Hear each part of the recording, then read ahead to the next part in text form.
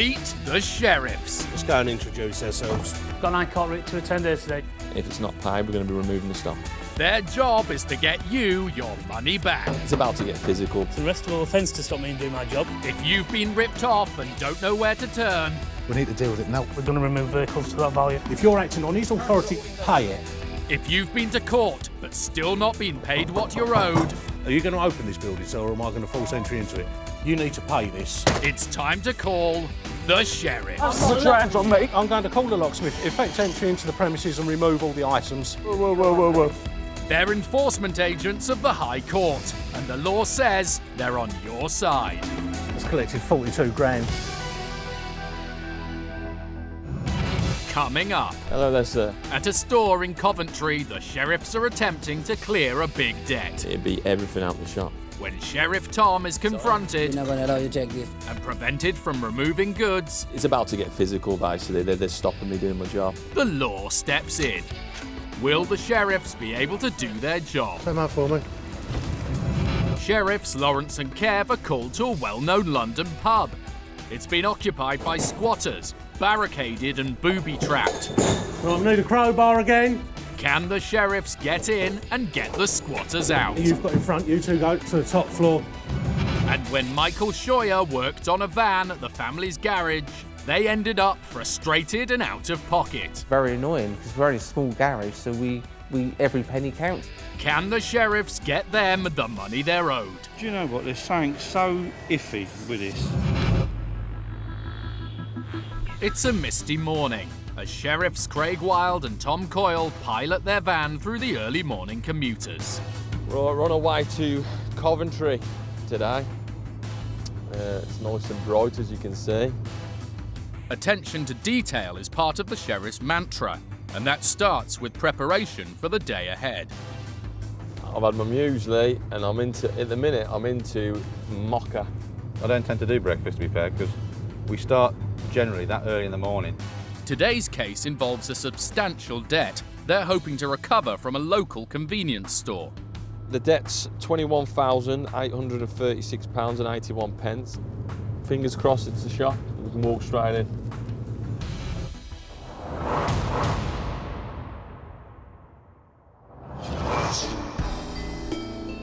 The early opening of the store is convenient for the local community and sheriffs alike. Hello there, sir. Is whoever's in charge available? It's not you. He's not. Could you get him on the phone for me? We're here with a High Court writ today to execute. The man behind the counter says he's just a friend helping out the shop owner. While he tries to get the boss on the phone, the sheriffs start to list the extensive stock for potential removal if the debt isn't paid. There's a lot of stuff here. Tom checks and discovers that the man being phoned by his friend is not the debtor named on the writ. No, it's that name there. Obviously, that's your friend, yeah. My friend is Frame. Oh, that's not your friend. His brother, and he's not my friend. Your friend is the brother of him. Yeah, that's brother, yeah. He's the brother of him. brother, yeah. Right. I still don't know. If the man running the business isn't the one named on the writ, it could be a problem. But Craig has spotted the liquor licenses on display. He's the holder of the licence, but he's got the licence himself. There seem to be two licensees, the debtor on the writ and someone with the same surname. Two brothers. Do you want to try him again, sir? Because we're getting to a point where we might have to start carrying on. The man's back on the phone, and the news isn't good. He says the man on the writ now has nothing to do with the business because it has changed hands. But the sheriffs have seen evidence to the contrary. We've already seen his name on one of the. He's the license, not the license holder here, but he's like the nominated advisor here. So he's already interlinked here with the business. So we need someone to come down here, and we need to see a lot of documentation to prove otherwise. Okay, I'll see you shortly. Yeah, he's coming down. That's all right. As they wait for the business owner, Tom searches through the paperwork lying about, but can't find what he's looking for. It's got the store number, but not the debtor's name. That's fine. Cheers, mate. Get the store number, and then we'll phone Nisa up, see who's the store owner. Two people have arrived. The woman says the business used to be run by her brother-in-law, the man on the writ, but now she and her husband run it. The other man is here to support her. They say the debtor now has nothing to do with the business. At the moment, we think he may have something to do with the business still here, because we have noticed his name is up on one of the documents up there. The woman who says she runs the business has brought some paperwork to prove it. What's this you got here? The documents show the lease and business rates are indeed paid by the woman, but the owners still haven't shown Tom evidence of who owns the stock in the shop. I don't suggest you, without seeing conclusive proof, they're going to want us to remove them. And because it's such a large debt, without nothing being paid today, it'd be everything out the shop. Shifting everything is going to be a massive task. 18 tonner. They're going to look at removing. While Craig gets onto the office to talk trucks, Tom tries to convince the people who say they own the shop that it would be better to pay. So the only way to relieve the situation at the moment is getting some payment made. Then Craig finds a crucial piece of paperwork. And the stock's in the defendant's name. So the invoice is paid When's that? last week. Let's have a look. Well, that changes things considerably, doesn't it?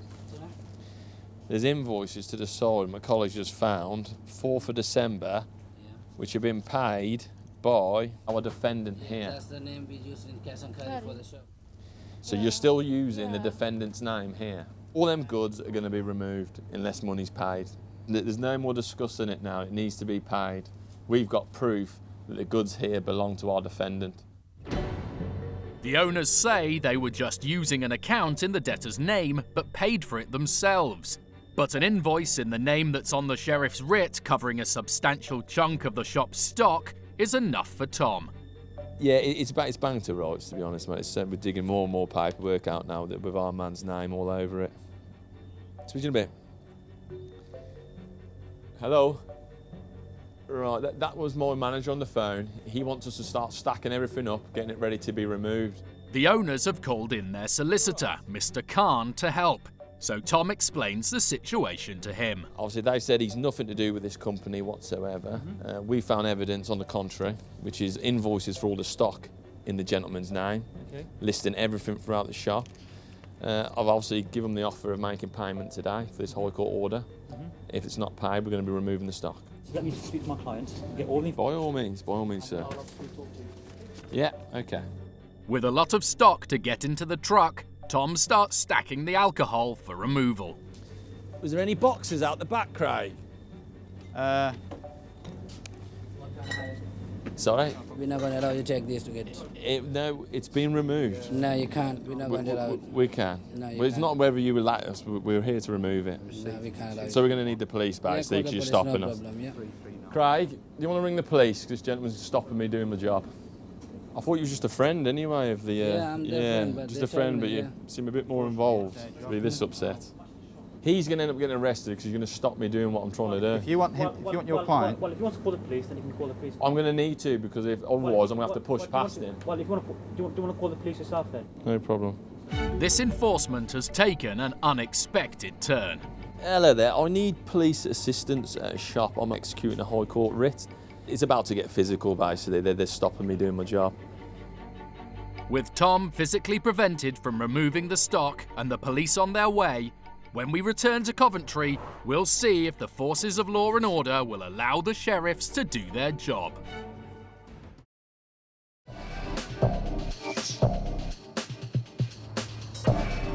Taking the early morning shift are enforcement agents Mark Newton and Kev McNally. They're in central London going south. As they head under the Thames, Kev gets to grips with today's case.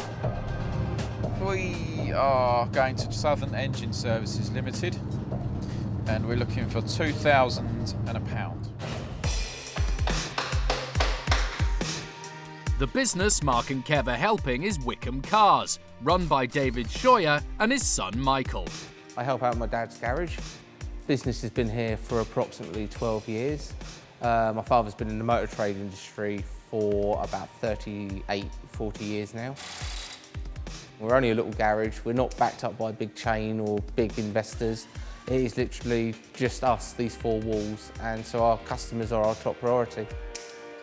Wickham Cars sometimes worked with other garages when specialist work had to be done.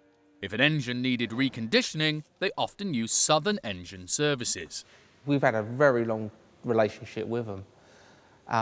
Never had a problem in the past. Problems started when Southern Engine Services asked Wickham Cars to do some work on a van belonging to one of their customers. We were contacted by Southern Engine Services, asked to remove an engine from an Iveco daily, which we said, yeah, not a problem. Vehicle was dropped off to us, and we noticed it was the wrong engine in the vehicle. The van that arrived was fitted with a bigger engine than they were expecting. It was a bigger job, and this would lead to extra time and cost. They said, yeah, not a problem, carry on with it. So we proceeded to take the engine out. The engine went back to Southern Engine Services to be worked on, but they had problems with it too, finding it hard to get the correct pistons and valves. 2 months after they'd taken it out, Wickham finally got the engine back.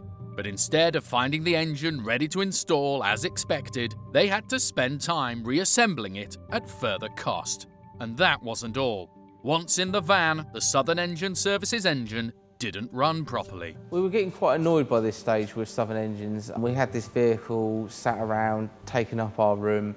We didn't seem to be getting very far with phone conversations with them. Eventually, Southern Engine Services agreed to take the van away. We agreed a price before they left, covering our labour costs, the work we put into it, which they then jumped in the vehicle, took it back out of London to carry out the repair. The job had been harder, more costly, and taken far longer than Wickham Cars had expected. Now they had another challenge, getting their money. We were told, oh, it'll be settled in a fortnight, so we allowed it to go a fortnight. We did notice a payment of £500 going to our account, which was only half of what we had agreed. And it was very annoying, because we're only a small garage, so every penny counts, as they say. After chasing Southern Engine Services for the money and no longer receiving replies, Wickham Cars took them to court. The judgment was in Wickham's favour.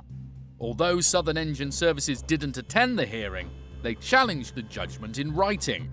Michael and his dad had to go back to court. Finally, the judge refused to set aside the judgment. Wickham Cars had won. It was a relief when we did win judgment. However, we were thinking that it was going to be a trouble to get the money out of the Southern Engine Services. For literally the fact that they fought all this way, we could see they were going to carry on fighting. Unfortunately, Michael's prediction came true. They haven't received the money from Southern Engine Services the court says is theirs, but there is one final chance to get what they're owed. After seeing the sheriffs on TV and how they enforce court orders for reclaiming people's money, we believe that they would be the best course of action for us for getting our money back from Southern Engines. You going to mug me? I'm not going to mug you. Is that gorgeous or what, eh? And I believe I can run a decent marathon. Thank you very much. Download Veely now. Aiming to recover the money are Mark Newton and Kev McNally.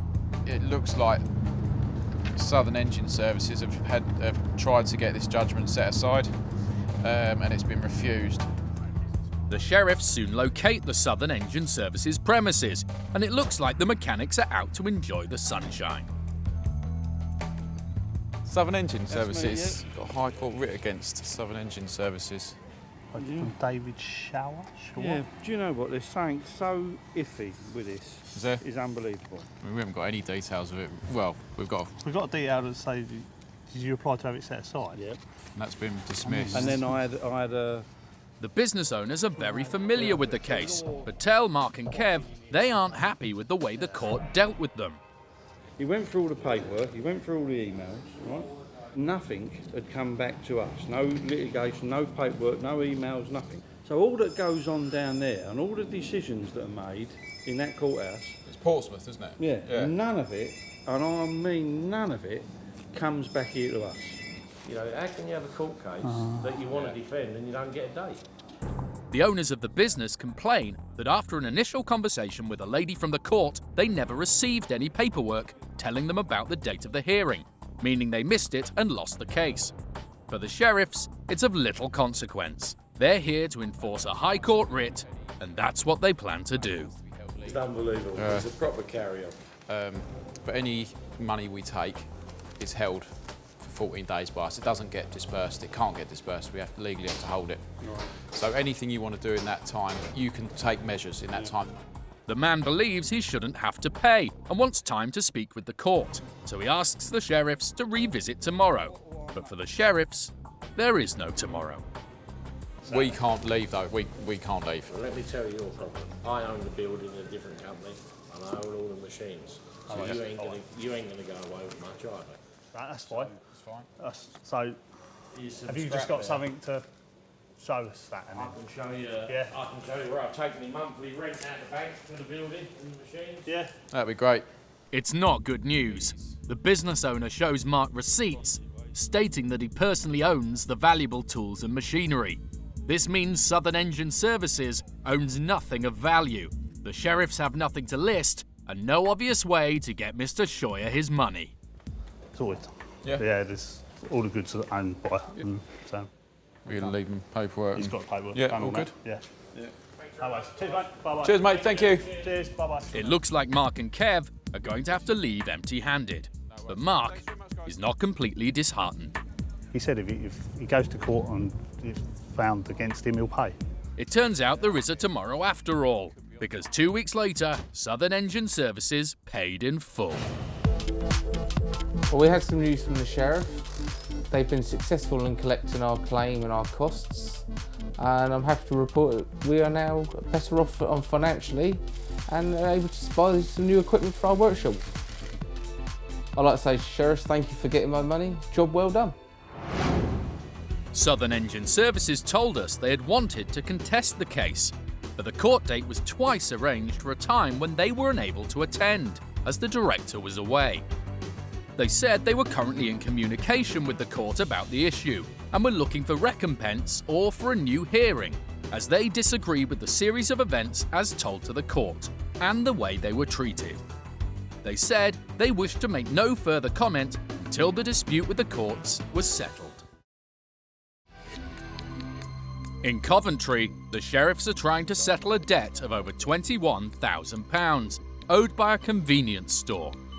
But Tom has been physically prevented from removing the stock, and the police have been called. There's about £2,000 worth of this stock in invoices in the name of our defendant. So that's what we're here to remove today, if they don't want to make payments. Obviously, there's been a bit of an issue with me getting stopped doing that. Hence, we called you just to obviously stop a breach of the peace. But the owner's solicitor has been looking at the sheriff's writ, and he's spotted a problem. Right, my friend. There's no seal on this. We've got a sealed copy in the office. We have that. I mean, it does help. I'll speak to the office for you now. This writ was issued by the Croydon District Registry Queen's Bench on, where's the date? Is there a date on this? It's a defective notice. It's not a defective notice. Oh, it is a defective notice. It should be sealed copy, date, time, etc. and when it was issued. There's no date. No. Tom asks the office to send over a copy of the original sealed dated writ. Meanwhile, the shop has found evidence some goods were paid for by the new owners. It means not everything can be removed, and Tom is stacking the stock the sheriffs can take away. Bloody Weet-Bix there. It's going to be all the cereals, more or less, are on this list. So it'd be more or less, well, it's all this oil. I think more or less the next, what I can see. Most of the bars down here.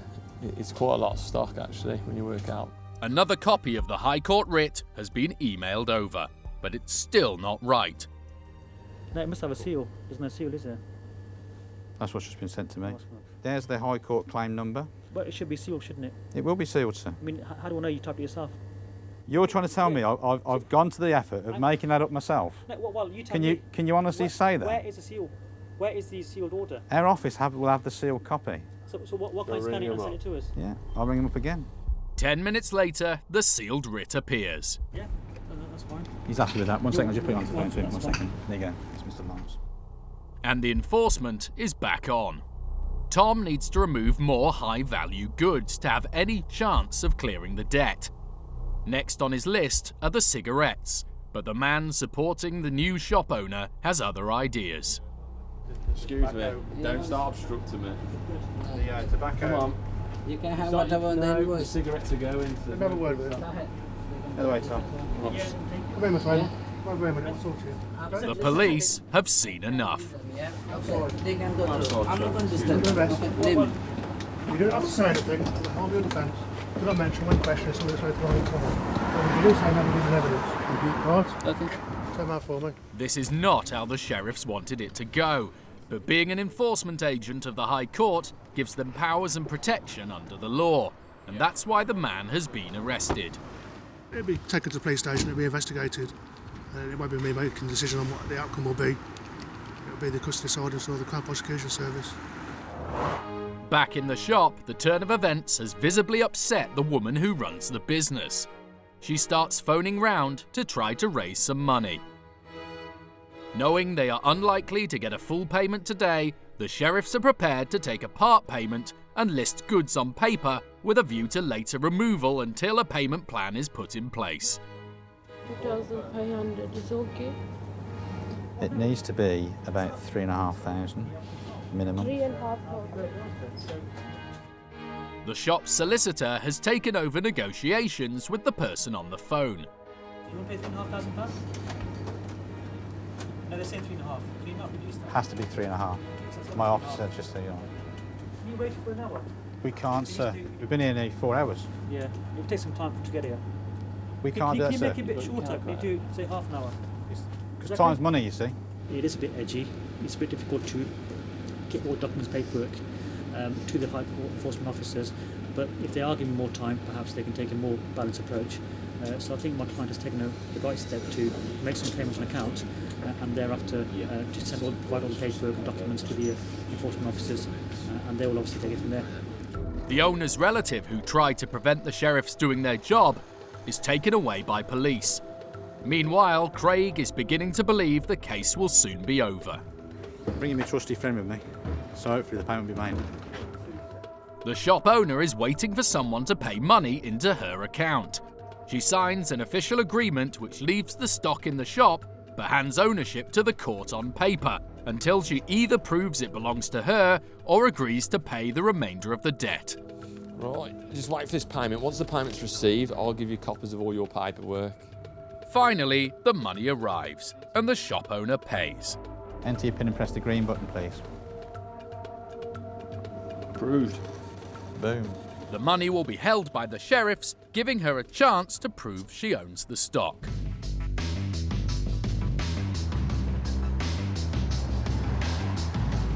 The sheriffs have secured part of the payment and expect the rest to follow.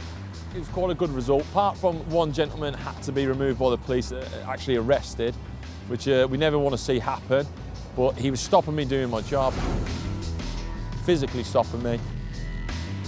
So the officer intervened and had to arrest him in the end. Since we filmed, the Crown Prosecution Service decided not to bring a prosecution against the man arrested by the police.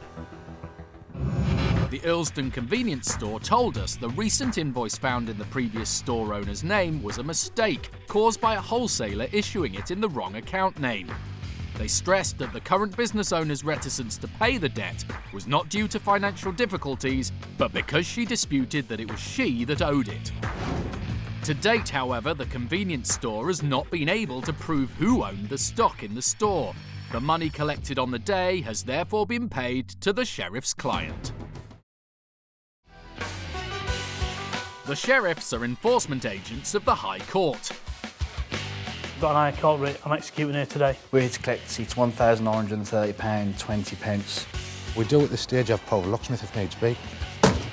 If you don't pay us, then we've got an awful lot of stuff to take out of you to clear the debt. A High Court writ costs £60. If the sheriffs are successful, there's nothing more to pay. Keys for this van now, so we'll keep them. If they're unsuccessful, the only cost is a compliance fee of £75 plus VAT for each enforcement.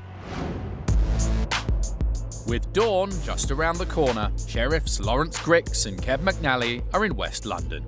But this morning, they're not looking for a debtor. Instead, they've got a writ of possession to evict a group of squatters. Just after 5 o'clock at the moment, and we're on our way to a repossession in London. It's a pub we've done before, the Cross Keys. We took possession of it for the client about a year ago. There's now squatters in there again. We've been told there's between 5 and 10 people. A year ago, Lawrence and Kev visited the same pub after it was occupied by squatters, having become vacant while the owner sought to develop it. Enforcement officers! The sheriffs forced entry and were lucky enough to avoid a booby trap left for them at the door. They managed to evict the squatters and return the pub to its rightful owner. Thanks a lot. Thank you very much. You know where we are if you need us again? Sure. Come on in, chaps. Let's go and find a calf. But the development process has again become drawn out, leaving the building empty, and now a new bunch of squatters has moved in. So it's Lawrence and Kev's job, along with some colleagues and a team supplied by the owner, to get the new squatters out. The sheriffs are keen to make entry before the sleeping squatters realise what's happening. There's no sign of any movement in there at the moment. There's a dim light on the first floor. Doesn't appear to be anything on the ground floor, but it's boarded up, so you can't really see anyway. They've gained entry through the rear, we believe. We'll be going in through the front. If they want to run out the rear as we go in the front, you know, that's entirely up to them and suits us. It's time to go in. Normally, the sheriffs bring in their own experts to do this. The men supplied by the client are making a lot of noise. They're awake. It's hard not to be, isn't it, really?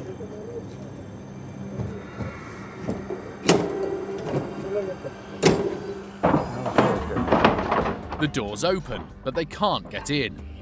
The entrance is barricaded. Until the gear's out, the sheriffs won't be going in. James, take it easy. That stuff's got to come out. Come on, you lot, start moving some of this stuff. We're doing your job for you. You're supposed to be getting us in. Bring everything out. The sheriffs have a dilemma. They need to get in quickly to stop the squatters barricading any more doors. But having experienced the booby trap last time, Lawrence doesn't want his men taking unnecessary risks. James, careful. The booby trap's back in place. With the barricade cleared, there's a second door. Right, we need a crowbar again.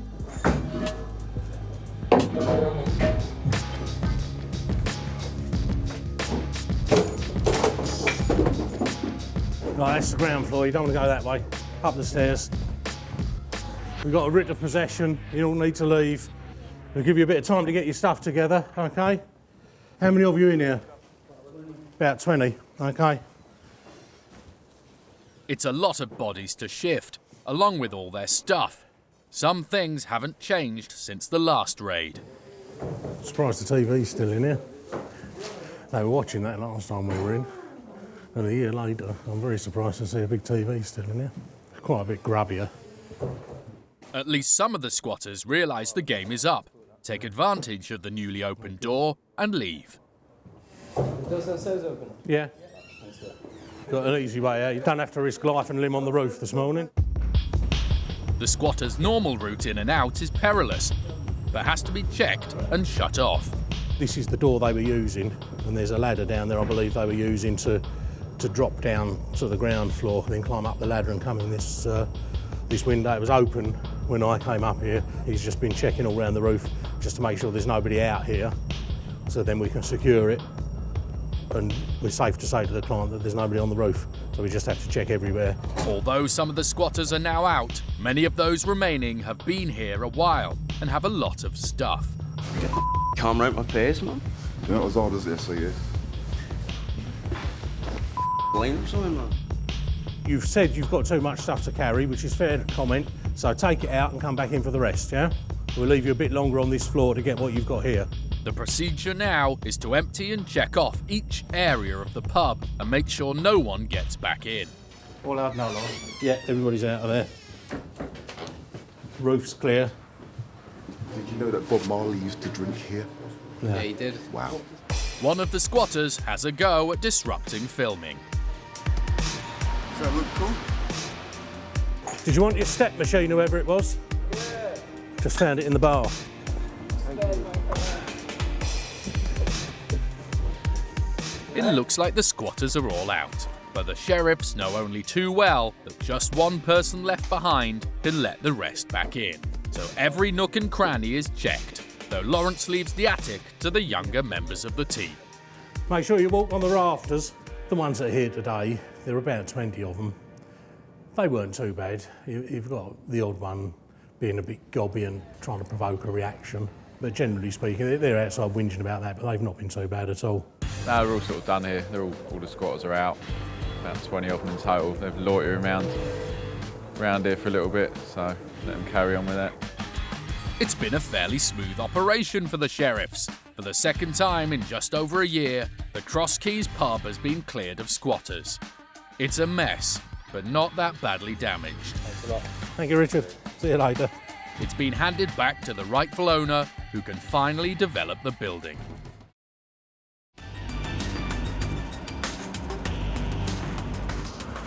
Having building work done can be stressful at the best of times. When it goes wrong, it can also be expensive.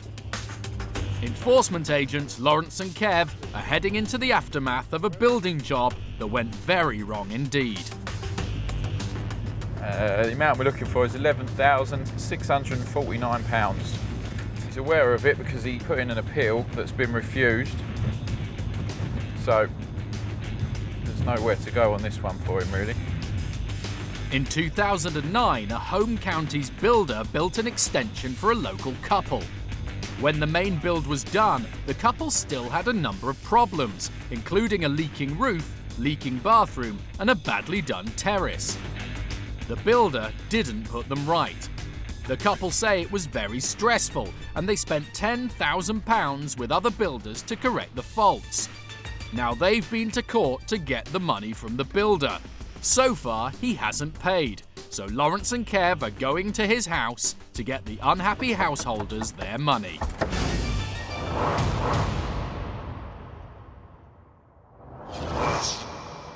The builder is not at home, and neither is his wife, though she is soon on the phone. Hello there. I can't actually tell you what it's about. All I can do is identify myself. The wife says she's coming back to the house and will then call her husband. All right, no problem. I'll hand the phone back to your friend. Cheers. Bye-bye. The wife arrives home and is joined by a relative, but they do not want to be on camera. Lawrence can't give out details because they're not named on the writ, but the builder is soon on the phone. Got a High Court writ to execute against you. They've chosen to transfer it up to the High Court for enforcement purposes. We're ordered here to remove goods today to the value of £11,649.11. Once you've got a county court judgment against you, you were obliged to pay it. End of story.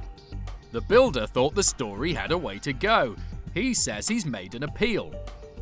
You've made various appeals which have all been thrown out. I've got copies of all the court orders with me. So there's nowhere to go with it.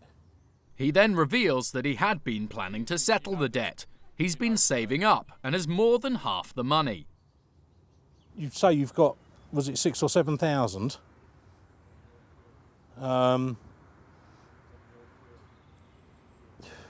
That would probably do for today, to be fair. And what I would suggest you do is put in a payment proposal to pay the balance off. Yeah, okay, no worries. See you shortly. The builder is on his way with the money.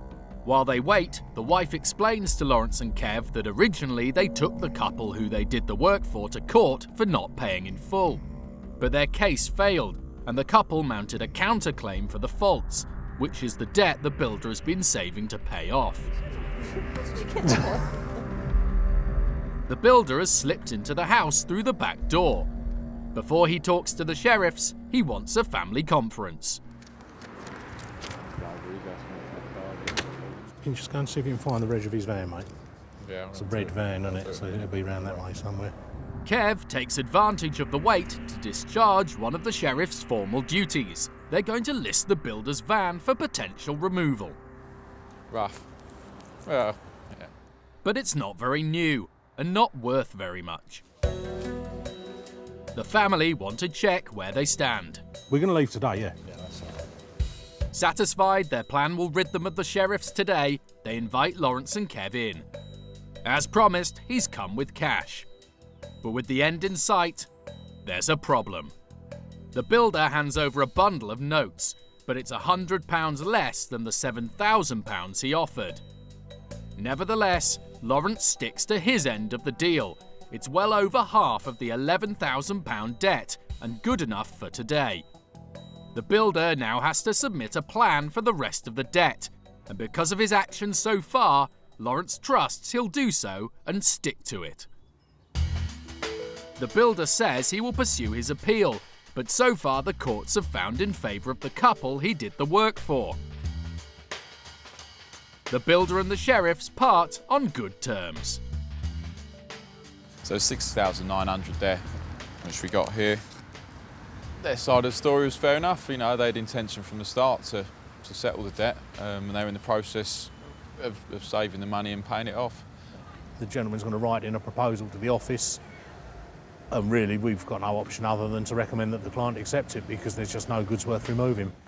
Whatever happens in the next stage of the legal process, a large cash payment has been made. And now there's every chance the couple who had the work done will be paid in full. It's been a good, if tiring, day for the sheriffs.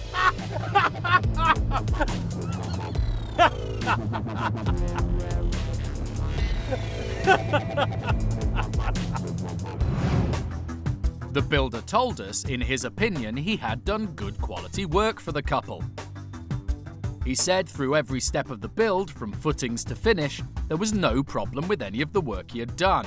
And if there was something that the homeowner hadn't liked, he'd changed it there and then. He said the homeowners themselves had said to him the work was good. The issue of who owns what is one that sheriffs have to deal with all the time. Well, the cars aren't mine. Doesn't matter who they're registered to, it's who they're owned by. So why are they on your forecourt then? They can only remove what belongs to whoever's named on the writ, and unsurprisingly, debtors aren't the most cooperative people when it comes to helping establish ownership. There's still assets belonging to the company. No, there isn't any assets. With that in mind, Sheriffs Daryl Orriton and Mark Povey are in the Midlands, on the way to their latest enforcement. Yeah, this is an employment tribunal. Gentleman's been unfairly dismissed and he's taken the company to court. Daryl's going in with a positive approach, but this is a far from straightforward case with no guarantee of success. The company in question, Level 1 Lincoln Limited, is a security company, providing doormen and security staff to venues and events. Given the world they operate in, Daryl doesn't know what to expect when he gets there. May just be minimal assets of no value. Until we get there, we're not gonna realise that.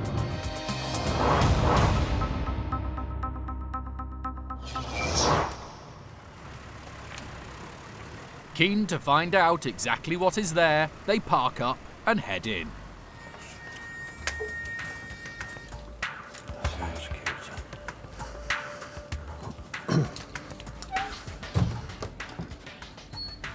Hello there. Got a High Court writ to execute against Level 1. Is it you I need to speak to? What's it about? On behalf of Mr. A. Cubison. Mr. who, sorry? It's an employment tribunal case. All right, okay. We've got a High Court writ, as I just said. We're here to collect £8,900. At this point, we're asked to stop filming.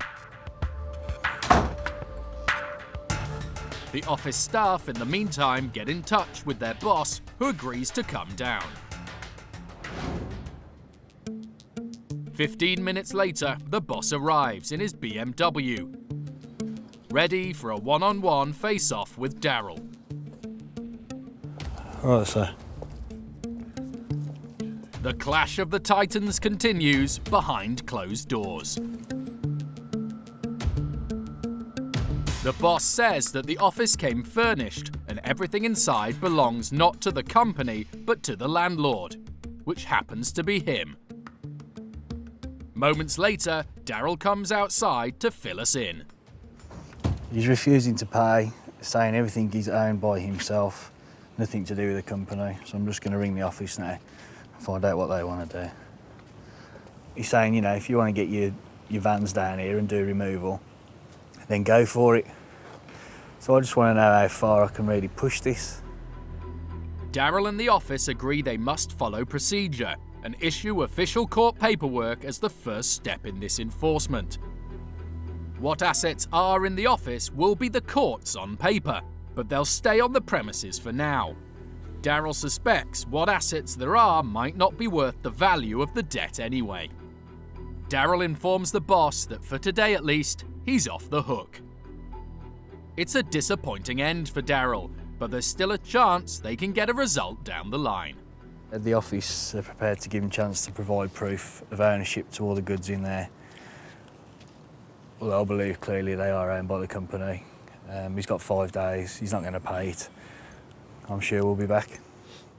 So, as Daryl predicted, despite leaving their paperwork, no money was paid. 13 weeks later, it was time for round 2, as he and Mark went back to Level 1 Lincoln Limited to remove the goods they'd listed. Right, sir. It's a case of deja vu for both the sheriffs and our camera. No, that's right. I need to speak to someone who is there, really. The boss isn't there, and we're asked to leave. Then Daryl's given the news that all sheriffs dread. An invoice document proves all the goods do indeed belong to the boss personally. Even worse, he's told the company thereafter has stopped trading, and a new one set up with the same man as its director, and it's based in the office. They were looking for Level 1 Lincoln Limited. They found Level 1 Group Lincoln Limited, a different company. Unfortunately, this enforcement is now dead in the water, because as Level 1 Group Lincoln is a different company, it has no connection to Level 1 Lincoln's debts. It's exactly the outcome Daryl didn't want. All the documentation there is Level 1 Group, which no one bothered to tell us till we've been in there 45 minutes. We're after Level 1 Lincoln Limited, so this ain't going nowhere ever. Companies being wound up while new companies are set up in the same premises with almost identical names is something the sheriffs encounter all too frequently. Millions of pounds of debt every year are written off as companies cease trading, go into liquidation, or are dissolved, with Level 1 Lincoln being another such case. For the sheriffs, it's frustrating, but however much they want to get their clients' money, they must always obey the law. Meet the sheriffs. Let's go and introduce ourselves. Got an high court rate to attend here today. If it's not paid, we're going to be removing the stock. Their job is to get you your money back. It's about to get physical. It's an arrestable offence to stop me doing my job. If you've been ripped off and don't know where to turn, We need to deal with it now. We're going to remove vehicles to that value. If you're acting on his authority, pay it. if you've been to court but still not been paid what you're owed, Are you going to open this building, sir, or am I going to force entry into it? You need to pay this. it's time to call the sheriff. Put your hands on me. I'm going to call the locksmith, effect entry into the premises and remove all the items. Whoa. They're enforcement agents of the High Court, and the law says they're on your side. It's collected 42 grand. Coming up, when Sharandeep Sandhu arranged to have his spectacular wedding filmed, he never dreamt it would take over 18 months to see the disappointing results. Their company is called A Dream Wedding. They need to rename that to a Nightmare Wedding because that's what they've left us with. Morning, sir. Will sheriffs Lawrence and Kev be able to get Sharandeep's money from the reluctant business owner? Are you going to pay in full, sir? Right, I'll get the crowbar out of my van. A Cambridgeshire garage owner sold a car with multiple problems. Now he's failed to give the buyer her money back. No one here. Can sheriffs Daryl and Mark get the owner what's rightfully hers? Or will they need to take more drastic action? In Lancashire, Sheriff Pete pops into a camper van company. If you sort of put them off for 20 minutes and do this, I think it's more serious. Can he get a disgruntled former customer the money he's owed? The recovery truck's en route.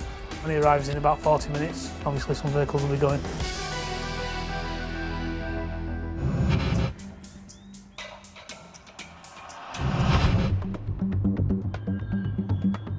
While much of Britain sleeps, enforcement agents Lawrence and Kev McNally are already out on a case that centres around a wedding video.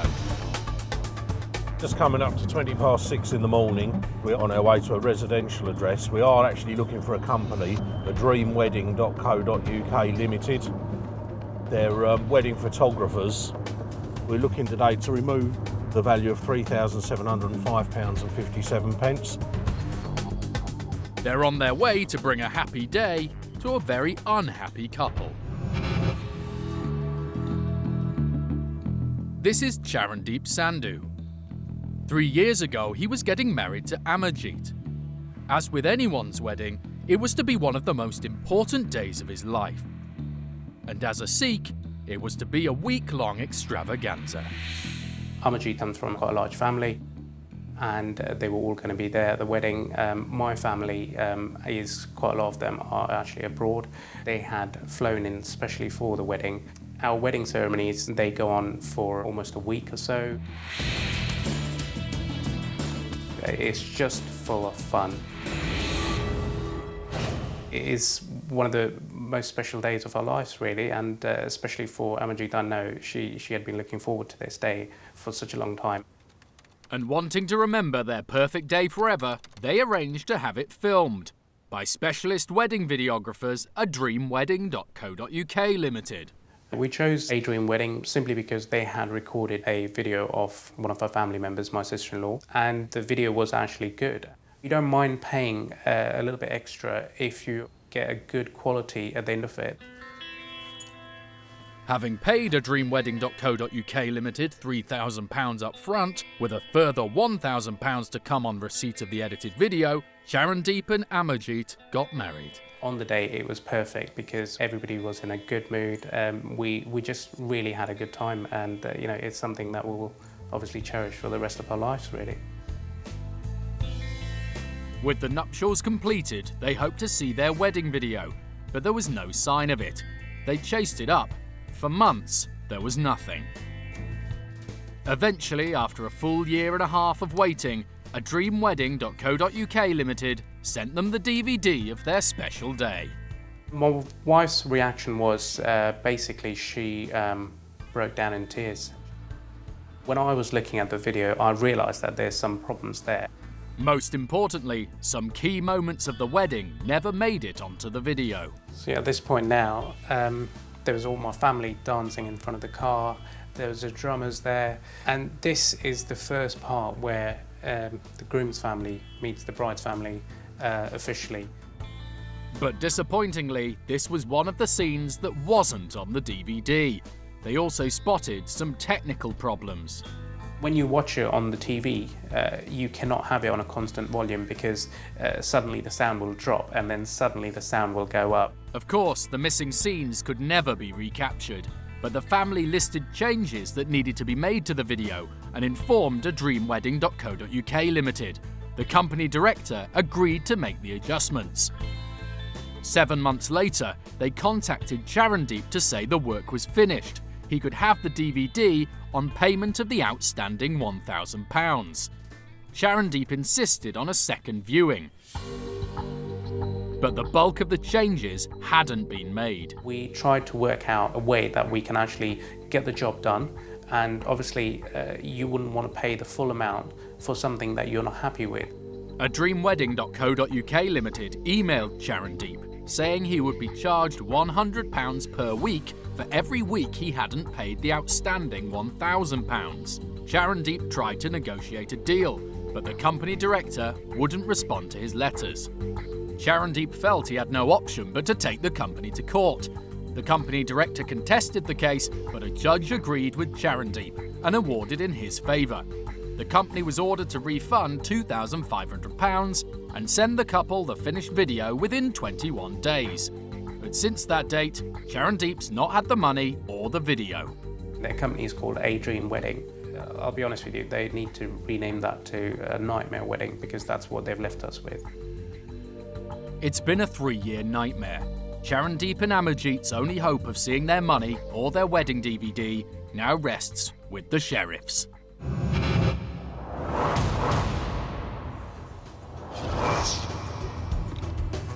As they approach a dreamwedding.co.uk Limited, Lawrence shows his soft side. You've got to have a certain amount of sympathy for the claimant. It's likely to be the most expensive day of anybody's life, really, unless you get divorced. You can't relive the day. It's there and then, and it's got to be captured.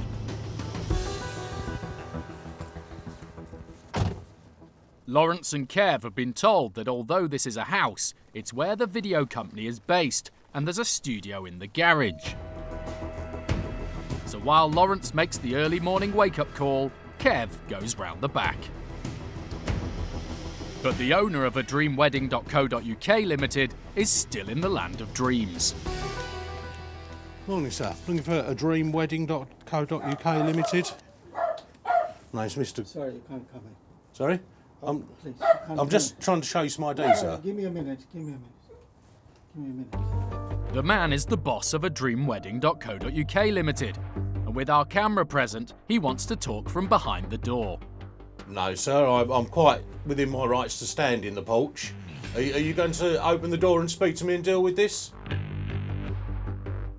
Right, my name's Mr. Gritzer. I'm here to execute a High Court writ against a dreamwedding.co.uk Limited, and I'm here today to remove goods to the value of £3,705.57.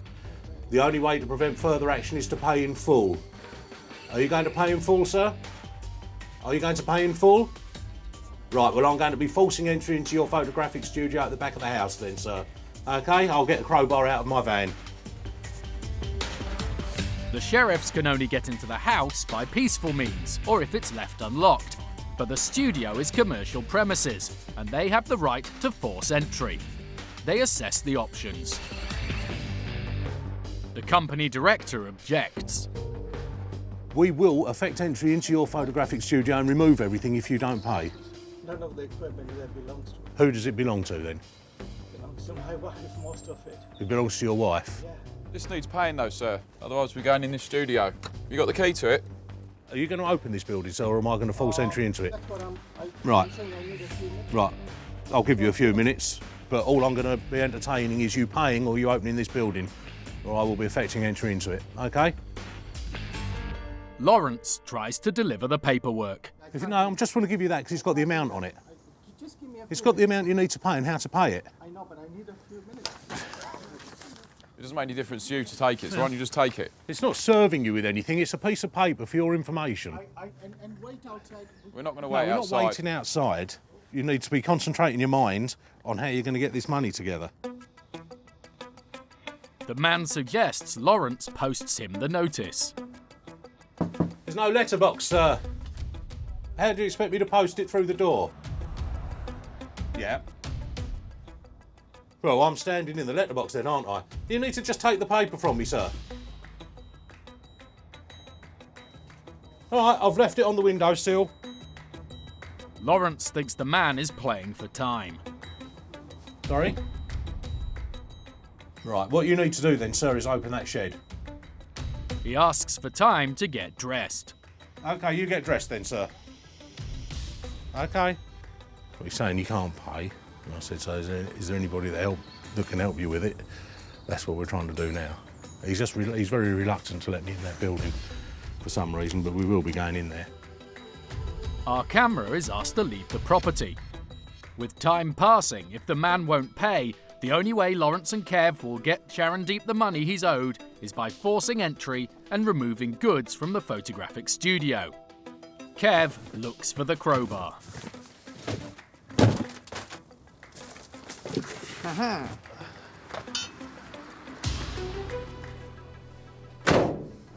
I'm dressed up. I can talk to you. Right, last chance, sir. Are you going to open it, or am I going to get it open with a crowbar? It's commercial premises. It's a limited company. It has no protection. It's a detached building. It's not attached to your residence. It can be forced entry.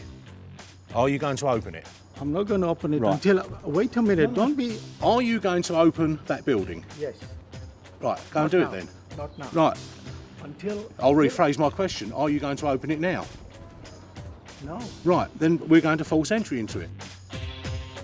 The company director continues to argue about opening the studio. Lawrence has had enough. Go on, Kev, just do it, mate. With the studio crowbarred open, the director lets the camera back in. Told you what I was going to do. There's plenty to list for potential removal, including several computers and some video equipment. So make yourselves comfortable, I guess. That's all I can say is show you a bit of hospitality. But despite appearances, the forced entry seems to have had an effect. Inside the house, the owner's son has paid the debt by bank transfer. So if you can just sign there and print there. The director has a parting shot. I'm gonna let every videographer know not to do business with these guys. You know. Sharondeep and Amarjeet's family is unlikely to do business with adreamwedding.co.uk Limited again. But now, thanks to the sheriffs, they have the money they were owed by the company, who took over 3 years and still failed to deliver a satisfactory video. Obviously us forcing entry and getting our hands on it actually forced them to make the payment.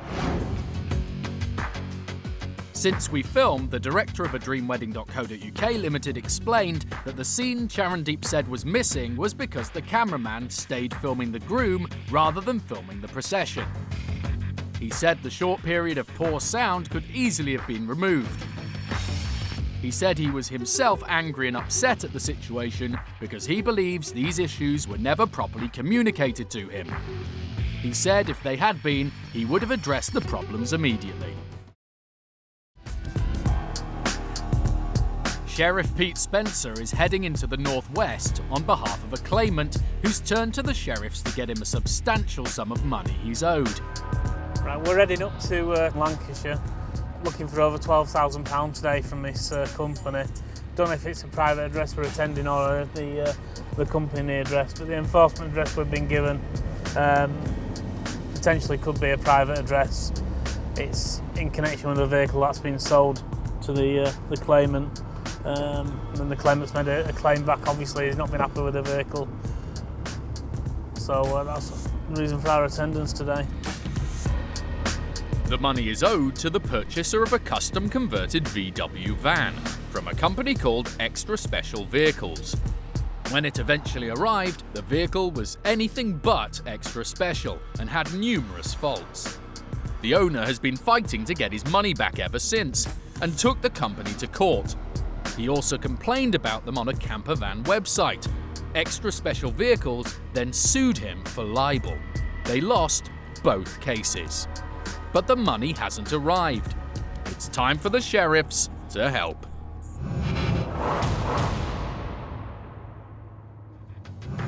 The address Pete's been sent to doesn't look much like a vehicle conversion company, Extra Special or otherwise. It's looking like it might be a private residence down here.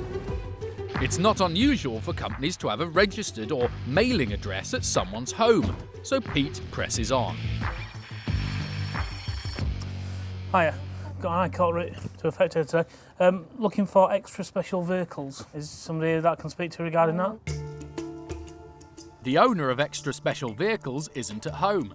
His wife says he normally works at an industrial unit, but she doesn't expect him there today. Pete heads off. The lady there's confirmed he does operate from there and he's just got some lads working there for him, although she believes he's not going to return there today. More than likely there will be assets belonging to Extra Special Vehicles at that address. So it's back on the road for Pete. He heads off looking for an industrial unit where the business should be. This looks quite residential as well, doesn't it? Some units over there behind those houses, so I think that's where it's looking it's going to be. Finally, Pete locates his target. And as expected, there are plenty of valuable vehicles on site. And something unexpected too. Hi. Is that for someone? Yeah, Extra Special Vehicles. Right, yeah. All right, okay. Got an high court writ to attend here today. It's the owner of Extra Special Vehicles himself. We might be half an hour or so with these lads. They just come from. Can you just give us a? Yeah, sure, yeah. Yeah. The owner wants to attend to some customers before he talks to Pete, perhaps unaware that Pete's about to start listing vehicles to be removed today if he doesn't pay. And I'll go back in and see if I can get any joy out of what he's doing now. But just then, Pete spots something that might prove useful. Key for that, that's nice, isn't it? Does that work? If it comes to towing vehicles, having the keys will certainly help. But that won't be necessary if the owner pays up in full. We've come to collect £12,056.76. I've got an higher court rate I'm executing here today for the full amount that we're going to remove vehicles to that value. I've got to get these two lads who just come from Holland this morning, so Okay. I've got to sort these kids out and get them Right, away. is that the VW over there? The black transporter outside? No, it's a customer's vehicle, that. Okay. Pete knows he may have listed vehicles that belong to customers. The owners will have to prove ownership to prevent them being towed. Have you got any means of payment today? I don't know just yet. Is there any chance you lads can pop back? No. I can't come back. Where do we go from here then? We'll when be. I say pop back, I mean today. No, we can't do that. We'll potentially be looking to remove goods today. Okay. The owner wants to deal with 2 customers from Holland. Pete thinks he should pay attention to the serious threat to his business of having vehicles and equipment removed. I'm just going to show them where they make the frames for I us. suggest you should really be dealing with this. If you sort of put them off for 20 minutes and do this, I think it's more serious. The owner calls his wife and puts Pete on. Hiya. Yeah. Yeah. She says she's about to apply to have the judgment set aside. She thinks it will stop the enforcement in its tracks. Have you got a number there I can ring you back on? Pete knows an application doesn't prevent enforcement, but phones the office to find out exactly what's going on. You'll like this one. He's rang his wife up. She's just said to me she's spoke to somebody called Andrew. He's advised her to apply for an N244 this afternoon. But while Pete was on the phone, the owner has headed off with his 2 Dutch customers to look at pop-up roofs for camper vans, leaving his mobile phone behind. The now phoneless garage boss is away with customers and can't be contacted. We'll return to Lancashire to see if Pete gets the van owner his money. Enforcement agents, commonly known as sheriffs, can go anywhere in England and Wales to enforce a High Court writ. I will be removing all the goods from the premises today. That is your car, I don't care what you say, and it's going. It's not going, no. Sheriffs have collected almost £200 million of unpaid court judgments in the last 3 years. Yay! A High Court writ costs £60. If the sheriffs are successful, there's nothing more to pay. Bosh, get in. See how easy this job is? If they're unsuccessful, the only cost is a compliance fee of £75 plus VAT for each enforcement.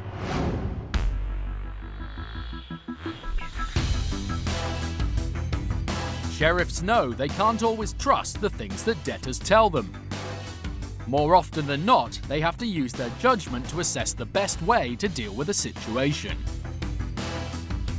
Someone who trusts his judgment more than most is Sheriff Lawrence. Today, he and Kev are in Cambridgeshire to help a car owner get £6,000 from a garage owner who trades as Arrington Motors. The lady bought a dodgy car, returned it and asked for a full refund, which he agreed to, but then he hasn't paid. Customer Laura Windley took the case to court. The garage owner didn't contest the case, and the judgment ordered that Laura Windley should receive her money. But she hasn't been paid, so she's got the sheriffs in.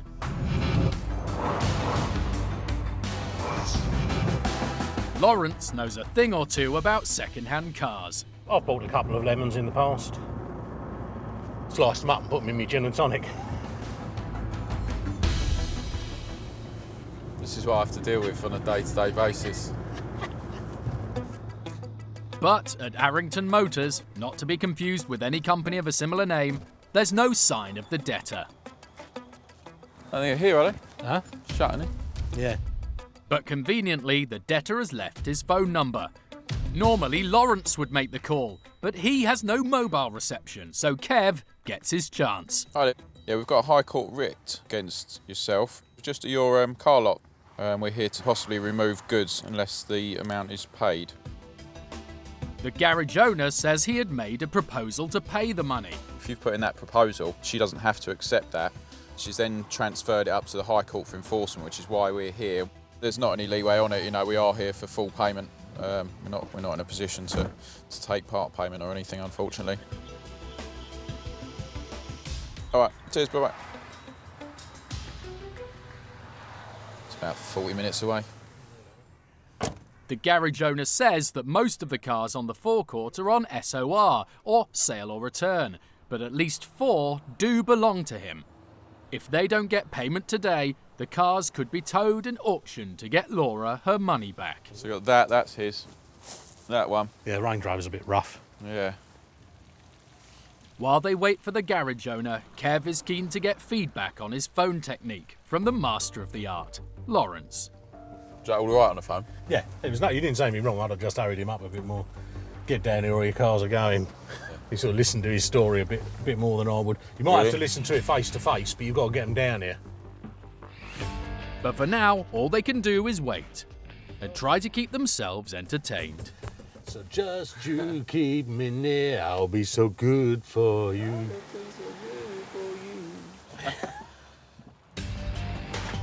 But their singing in the rain is brought to a halt by the arrival of the garage owner. I'll show you some ID. We're asked to stay outside. Since Kev's phone call, it seems the garage owner has been arranging to get the money. The man says he's going to pay in cash, but it will take an hour for the man he's borrowing it off to come round with the money. To keep pressure up, Lawrence and Kev try to nail down which cars they could legally take away. The man identifies the vehicles not on sale or return. So you got the Peugeot and a BM here, yeah. It now seems his friend with the cash is going to take longer than expected. He's been okay with us, but I've obviously explained to him that we're not going to go anywhere until it is paid. So it's now just a case of waiting for a phone call from his friends. But it's not going to happen anytime soon. The friend is delayed and the money won't be here until more like 6 p.m.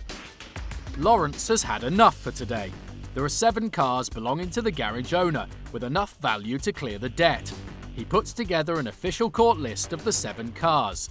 They'll stay here but no longer belong to the garage owner, who has until the next day to pay or risk losing the cars permanently. Basically, it's a case of trust. I trust him. I've given him till noon tomorrow to pay in £6,000 and then the balance just after the weekend. And I've no doubt he will do that. If I had any doubts, I wouldn't have made the arrangement. Famous last words, possibly, but we usually get it right. We're fairly good at judging people by now. We'll see later if Lawrence's trust in the garage owner is repaid. In Lancashire, Sheriff Pete Spencer has been trying to recover over £12,000 from extra special vehicles on behalf of a disgruntled camper van owner. He bought a custom converted camper van from the company, but when it arrived, it had numerous faults. The owner's been trying to get his money back ever since. The business owner has ignored Pete's pleas to deal with his debt and has been away with customers for over an hour. The owner's wife just applied to the court to get the judgment set aside, but Pete knows this doesn't prevent him enforcing today, so he passes the news on to the owner's wife. Hi, it's Mr. Spencer. Obviously an application doesn't stop the enforcement process. It's just an application. And that could take a couple of weeks or even a month to be heard by a judge. We're here to enforce a live writ, and the High Court writ is live as of today. With the owner still away, it's looking more likely Pete will have to remove goods.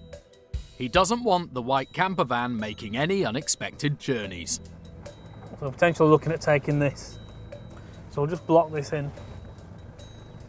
We'll wait for the defendant's wife to give us a call back. Just then, a man turns up claiming he owns the black van. He says he's the one who does up the interiors, and he's keen to show off his handiwork. Look at it, she's mint. Fridge here. DVD player. And that drops down into a bed, and there's a bed up there. But Pete is only interested in who owns it. All I need to see is proof of purchase, that's all. I might have. So an invoice or anything like that. Yeah. Do I need to get it down? We booked a recovery truck. He's coming back in half an hour. Can I take So this back round there? no, it can't be moved until it's property of the court at the moment. This is? Yeah. Can it be? It can be because we've not determined who owns it yet.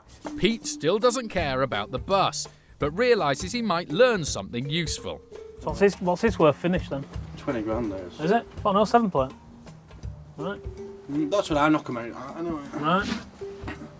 I've not sold any of that yet. Even if it fetches nothing like that at auction, the surprisingly high value of the vans makes them well worth removing.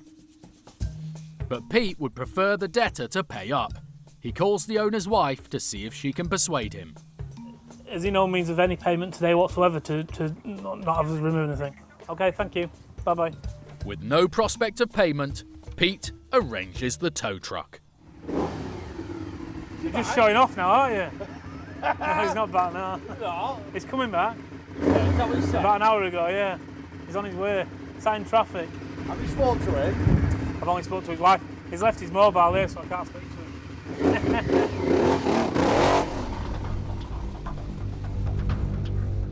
The owner told Pete he'd be away for half an hour.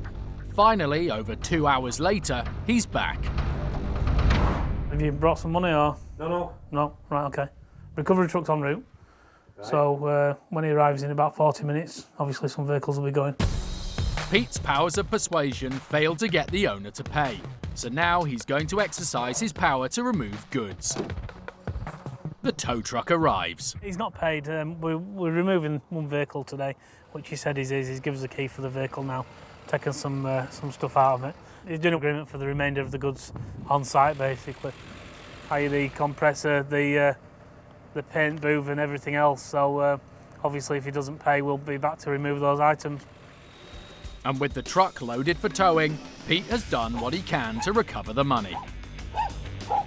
He's now got 5 days to pay, or this particular vehicle will go to auction to recover the outstanding. Thanks to the sheriffs, the camper van owner is that much closer to getting his money. I think he's looking to try and raise the funds and pay in full and get it cleared. Since we filmed, a stay was granted on the writ, and the camper van was returned to extra special vehicles. However, a substantial part payment has now been made to the customer. Back in Cambridgeshire, the story of Arrington Motors has taken an unexpected twist. When the sheriffs were last here, it took the garage owner hours, and he still didn't raise the £6,000 they were seeking on behalf of Laura Windley, who had been sold a car with many faults. Lawrence decided to give the owner another chance. Basically, it's a case of trust. I trust him. I've given him till noon tomorrow to pay in £6,000 and then the balance. But Lawrence's faith in the owner was misjudged. Neither the £6,000 nor the balance was paid, so now enforcement agents Daryl Orreton and Mark Povey are here to finish the job. We've got a list of vehicles and we'll be removing those. He's had plenty of opportunity to pay, in 2 weeks really, and he hasn't paid a penny. As Daryl and Mark arrive at Arrington Motors, there's no sign of the garage owner. No one here. Daryl calls the man's mobile. It is international, isn't it? He's on holiday. The only way Daryl will get the money today is to tow away the garage owner's cars and have them auctioned. When Lawrence and Kev were here, they listed 7 cars. Silver BM. And these are the ones Daryl and Mark will take. But first, they have to find them. We've got the Ford KAs there. There's no red Range Rover, is there? That's the Kia, that's there. That's the Renault Scenic. So we've got 1, 2, got 3. Several cars now owned by the court aren't there. It looks like we got 4 missing. The original claim was about £6,000, but because the sheriffs are having to visit a second time, costs are mounting up, and the claim is now at £8,800. The plan is now, obviously we've tried to get hold of him, he's not here. There's 3 of them's cars still here, so we're going to have those 3 removed. And then they're organising a removal truck, or 2. All three. Oh well, might as well get comfy. Getting the tow trucks to the garage is going to take some time. Luckily, Sheriffs Daryl and Mark are experts at waiting. Time to get out the packed lunch. Cheese and Branston.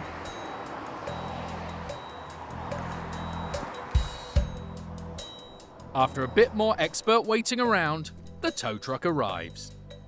But there's a problem. With no one from Arrington Motors on site, there are no keys or documents available for any of the cars. This makes them less valuable at auction, but there's a more immediate issue: how to move the keyless cars without damaging them.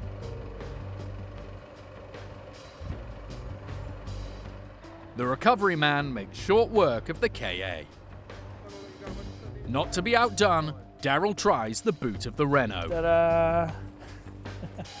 But Daryl isn't having any luck with the Kia. I ain't got the magic on this one. At last, the end is in sight. The first 2 cars are being towed, and the problem of the locked Kia will be sorted out by the recovery firm.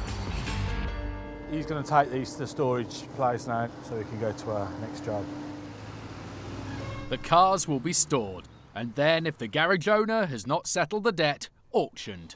Either way, Daryl reckons the absent garage owner will get an unwelcome surprise when he returns to the UK. I imagine when he first pulls on the forecourt, he probably think they've been stolen. He may be back before they're actually sold, and he may be able to get the money paid. Obviously, he's going to have third-party costs on top of that now. His bill's just getting bigger and bigger. But as Daryl feared, the cars weren't worth enough to pay Laura Windley all the money she's due.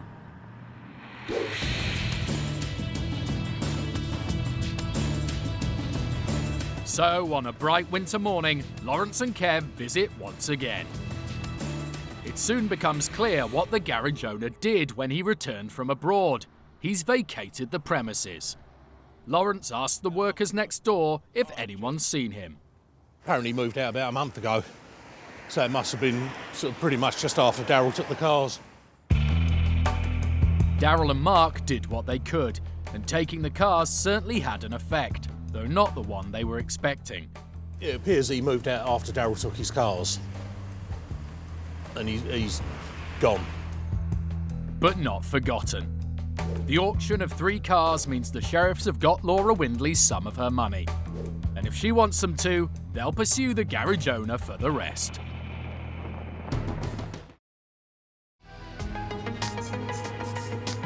Today, it's an evening call-out for Sheriffs Pete Spencer and Dave Crabtree. They're winding their way through Lancashire en route to the pub. But they're not planning on a relaxing pint. We're doing an evening visit for enforcement. It's a public house, Golden Cross Public House. The person Pete and Dave are on their way to help is Emma Crook from Preston. When she took a job at a local pub, she hoped she'd get experience in catering. Instead, it's left her out of pocket and forced to go to the sheriffs for help.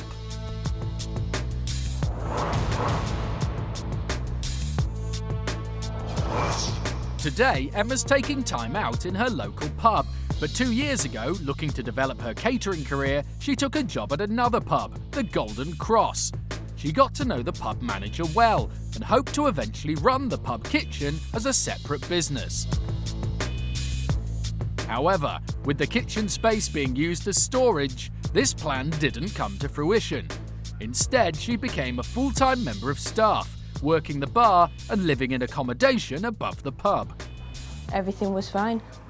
We got along well.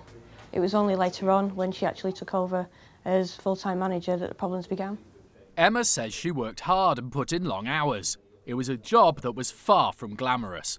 My duties at the pub, line cleans, cleaning the pub, all the horrendous stuff that comes with the toilets in there, bank checks, got the floats, started serving the customers.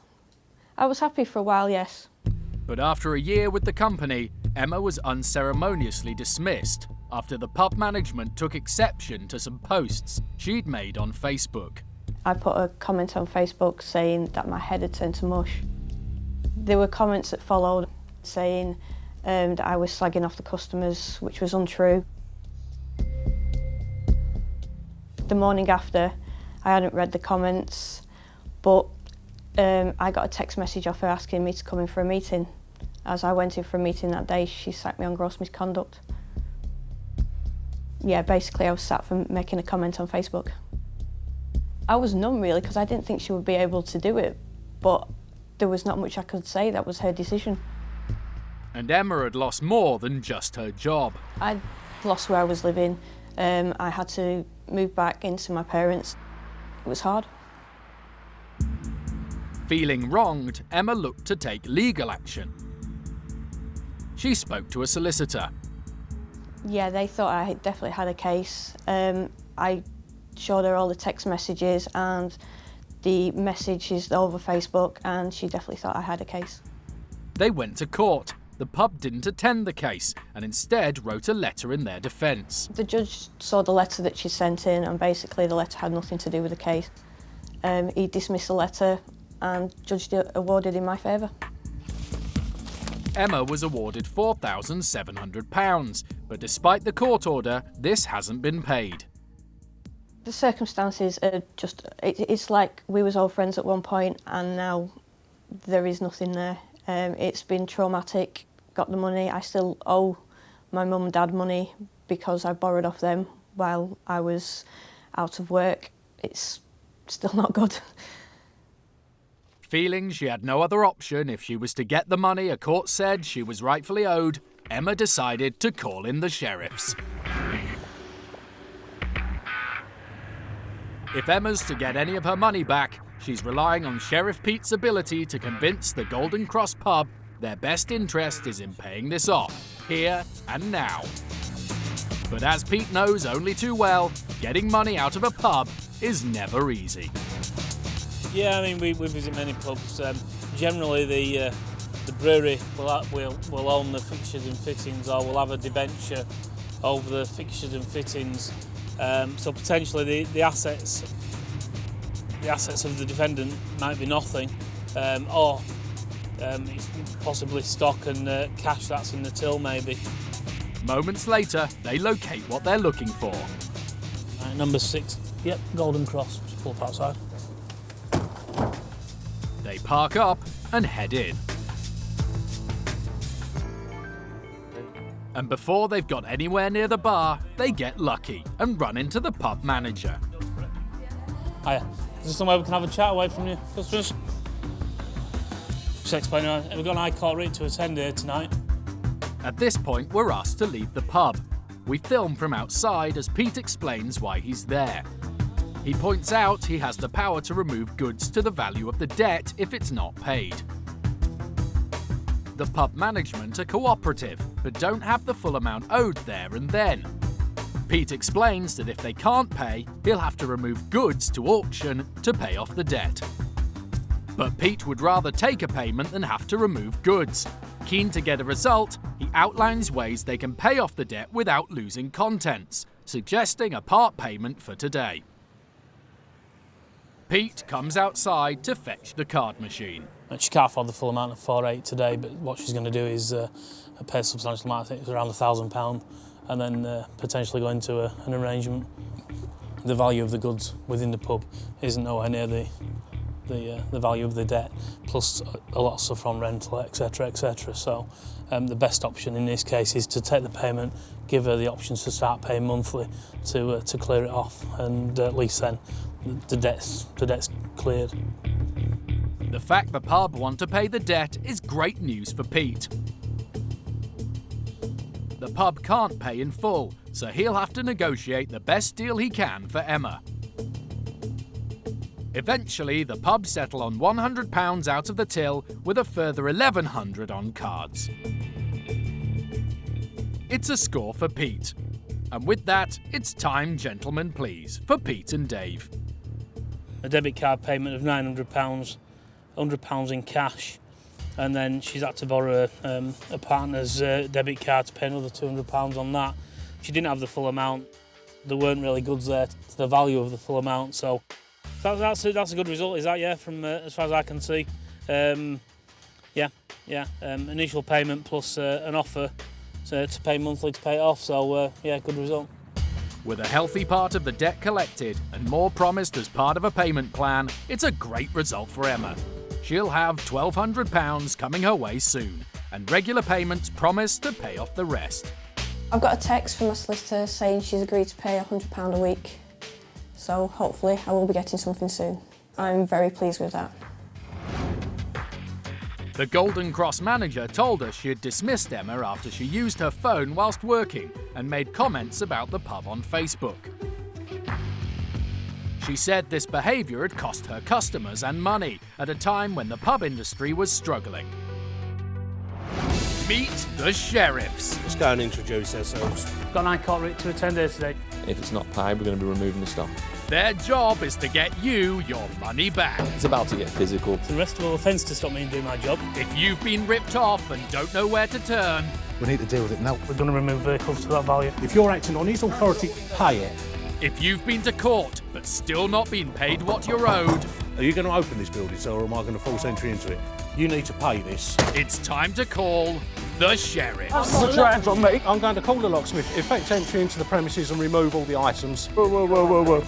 They're enforcement agents of the High Court, and the law says they're on your side. It's collected 42 grand. Coming up, golfer David Stevanovic had a 12-hour delay on his flight home, but Airline Jet 2 hasn't paid his compensation. Regulations say they're due to pay compensation, and that's what they should do. Sheriffs Chris and Steve check out the check-in.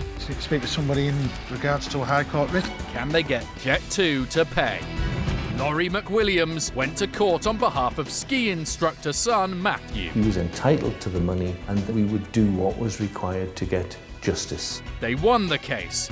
Can the sheriffs get them the money the court says is theirs? Right, well, I'm going to call the locksmith then, sir. Effect entry into the premises and remove all the items. And in Birmingham, Chinese Education Centre owes a former student £34,000. But when sheriffs Tom and Craig visit, they can't identify the boss. We met a gentleman here who wasn't prepared to tell me who his name was. The money isn't paid, so the sheriffs start removing computers. Excuse me? You cannot take anything. Sir, get your hands off me.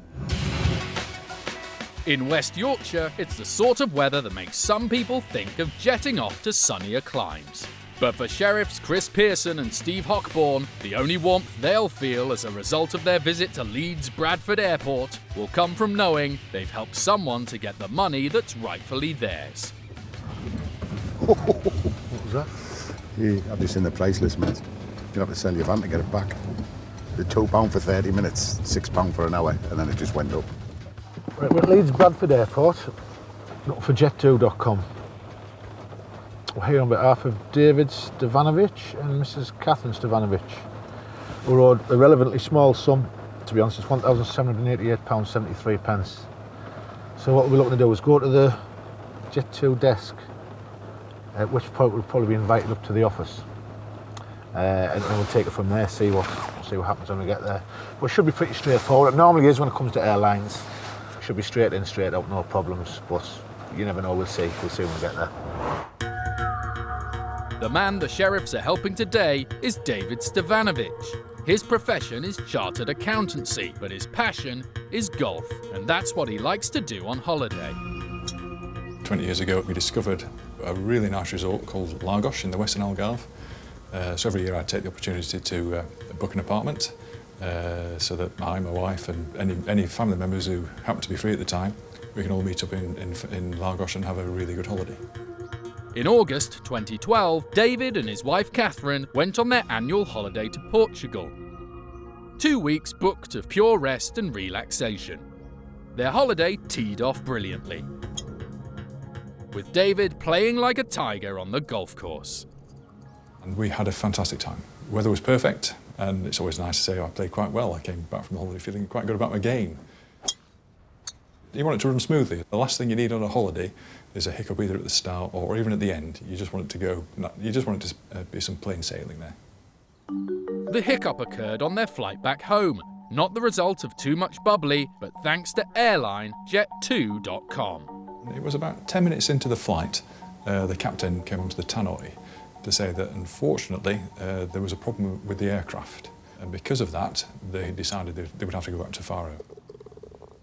And the captain explained a little bit more that he says, unfortunately we can't land until we've used up some of this fuel, that the aircraft has to be of a weight to land safely.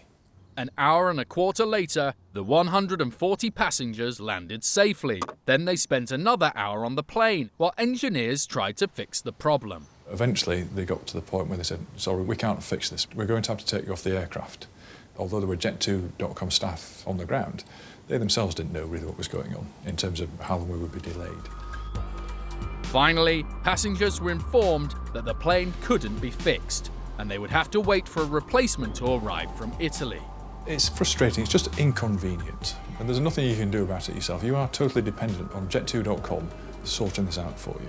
They gave everybody a €5 voucher so they could go and feed and water themselves, which was quite a trick in Faro Airport. The spare jet finally arrived from Italy and was ready to take them home. In total, they were over 12 hours late.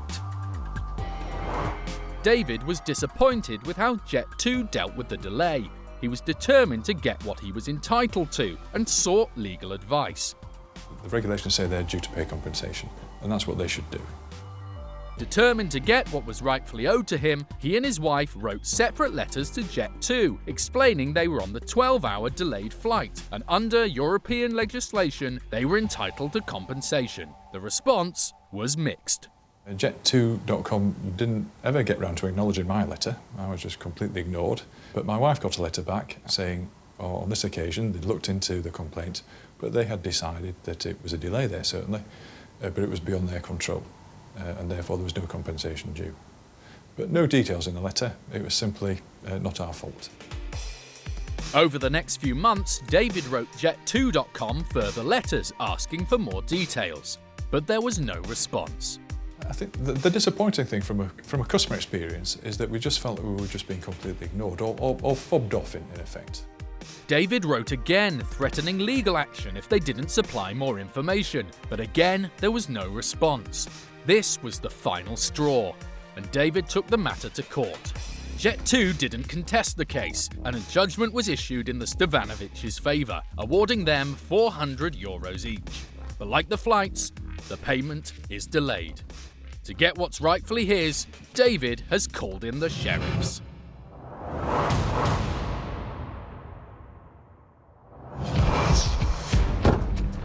The weather at Leeds Bradford Airport is distinctly un-Portuguese. That's lovely. This is summer up here. Jet2 is based here, so Chris and Steve are heading for the airport check-in desks in pursuit of David's money. Jet2 isn't hard to spot. Off the High Court. I just need to speak to somebody in regards to a High Court writ. The High Court? Yeah, there's been a High Court writ issued. Our camera is asked to take the emergency exit. Inside, Chris and Steve are taken to meet the Jet2 boss. With the sheriffs in their office wielding a High Court writ, Jet2.com consult their lawyers. Following a recent European court ruling, dozens of airlines are being pursued by thousands of passengers for the compensation they are due for flight delays. It's not long before Jet2.com agree the debt should be settled, and as soon as they have worked out how to pay, they do. We spoke to the front desk and they contacted head of security, who came down, took us up to the main office. There wasn't much to do about anything. Everything went pretty smoothly, to be honest. They didn't ask why the debt was outstanding, who it was outstanding to. All they asked for was a court reference, which we give them, and they got the information needed from that, and they were quite happy to pay. Relatively speaking, it was pretty brisk, got rid of it quite quickly, so yeah, we're happy with that. Yeah, it was fine. Nice comfortable seats, a couple of cups of coffee, bit of chat, that was about it. And even happier than the rain-soaked sheriffs is the man delayed by Jet2, David Stevanovich. I'm really pleased. It's disappointing in a way that Jet2.com kind of left it to this stage that I felt I needed to employ the sheriffs. But I think it demonstrates just what can be done if you're minded to. For the effort that was involved, It's been an interesting exercise, but I think in the end of the day, I'm really pleased with the outcome. Jet2 told us that a miscommunication between their solicitors and the courts led to the default judgment and lack of payment. They said they'd reviewed their compensation review processes in light of this. They added that given the size of the debt, they were very surprised by the extreme way the writ was served. Sheriff Pete Spencer is heading into South Yorkshire. So we're attending a car garage this morning. Total due today is £4,419.15. The case was brought by a car owner who was unhappy with a vehicle she bought from Hilltop Car Shop. She tried to get her money back from the garage, and when they wouldn't pay, she took them to court. Now she's called in the sheriffs in a final attempt to get paid.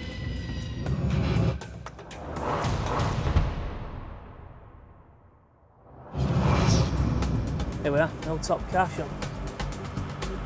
Reasonable sort of cars on the forecourt, so hopefully it won't be too bad. Are you okay? Pete asks to speak to the boss.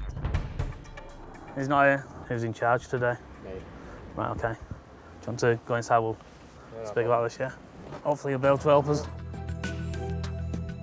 We're asked to stay outside.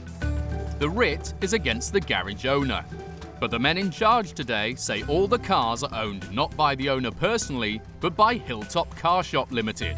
If that's true, Pete won't be able to remove them. Pete calls the office to see how to play it. They do some checks and find that the cars can't be owned by Hilltop Car Shop Limited, because that is a dormant company, and a dormant company can't trade, and that would include buying cars.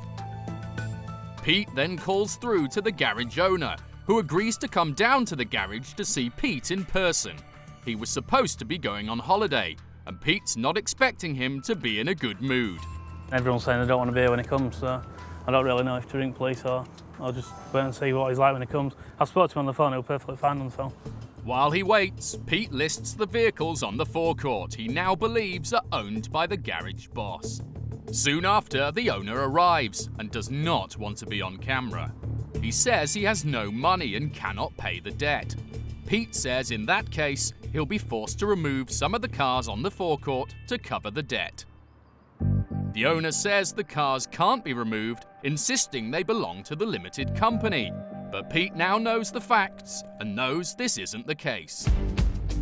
With Pete standing his ground, eventually the garage owner is convinced there is no option but to pay in full.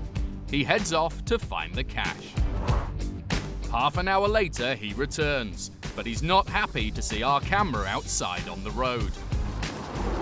Midnight, it! Outside! Side! Now!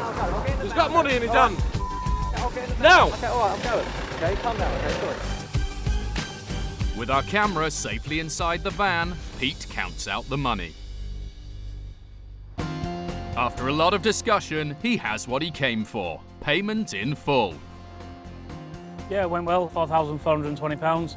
Eventually he's gone away and got some money from various locations and come up with a full amount, which has obviously been paid in cash. And the unhappy car owner now has the money she was due.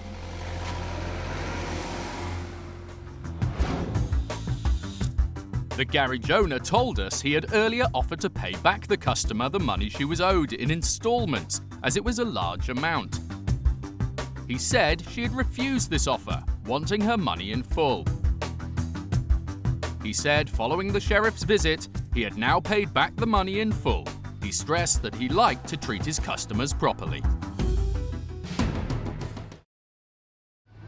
On a bright morning in the Midlands, Sheriffs Tom Coyle and Craig Wild are in pursuit of a business that's likely to challenge Tom's linguistic prowess. Right, we're in Birmingham today. We're after Showdown Education. It's £34,311.74. The £34,000 Tom and Craig are hoping to collect today was awarded by the court to a former pupil who was in dispute with the Shady Education Centre. But they haven't paid up, so the sheriffs have been ordered in.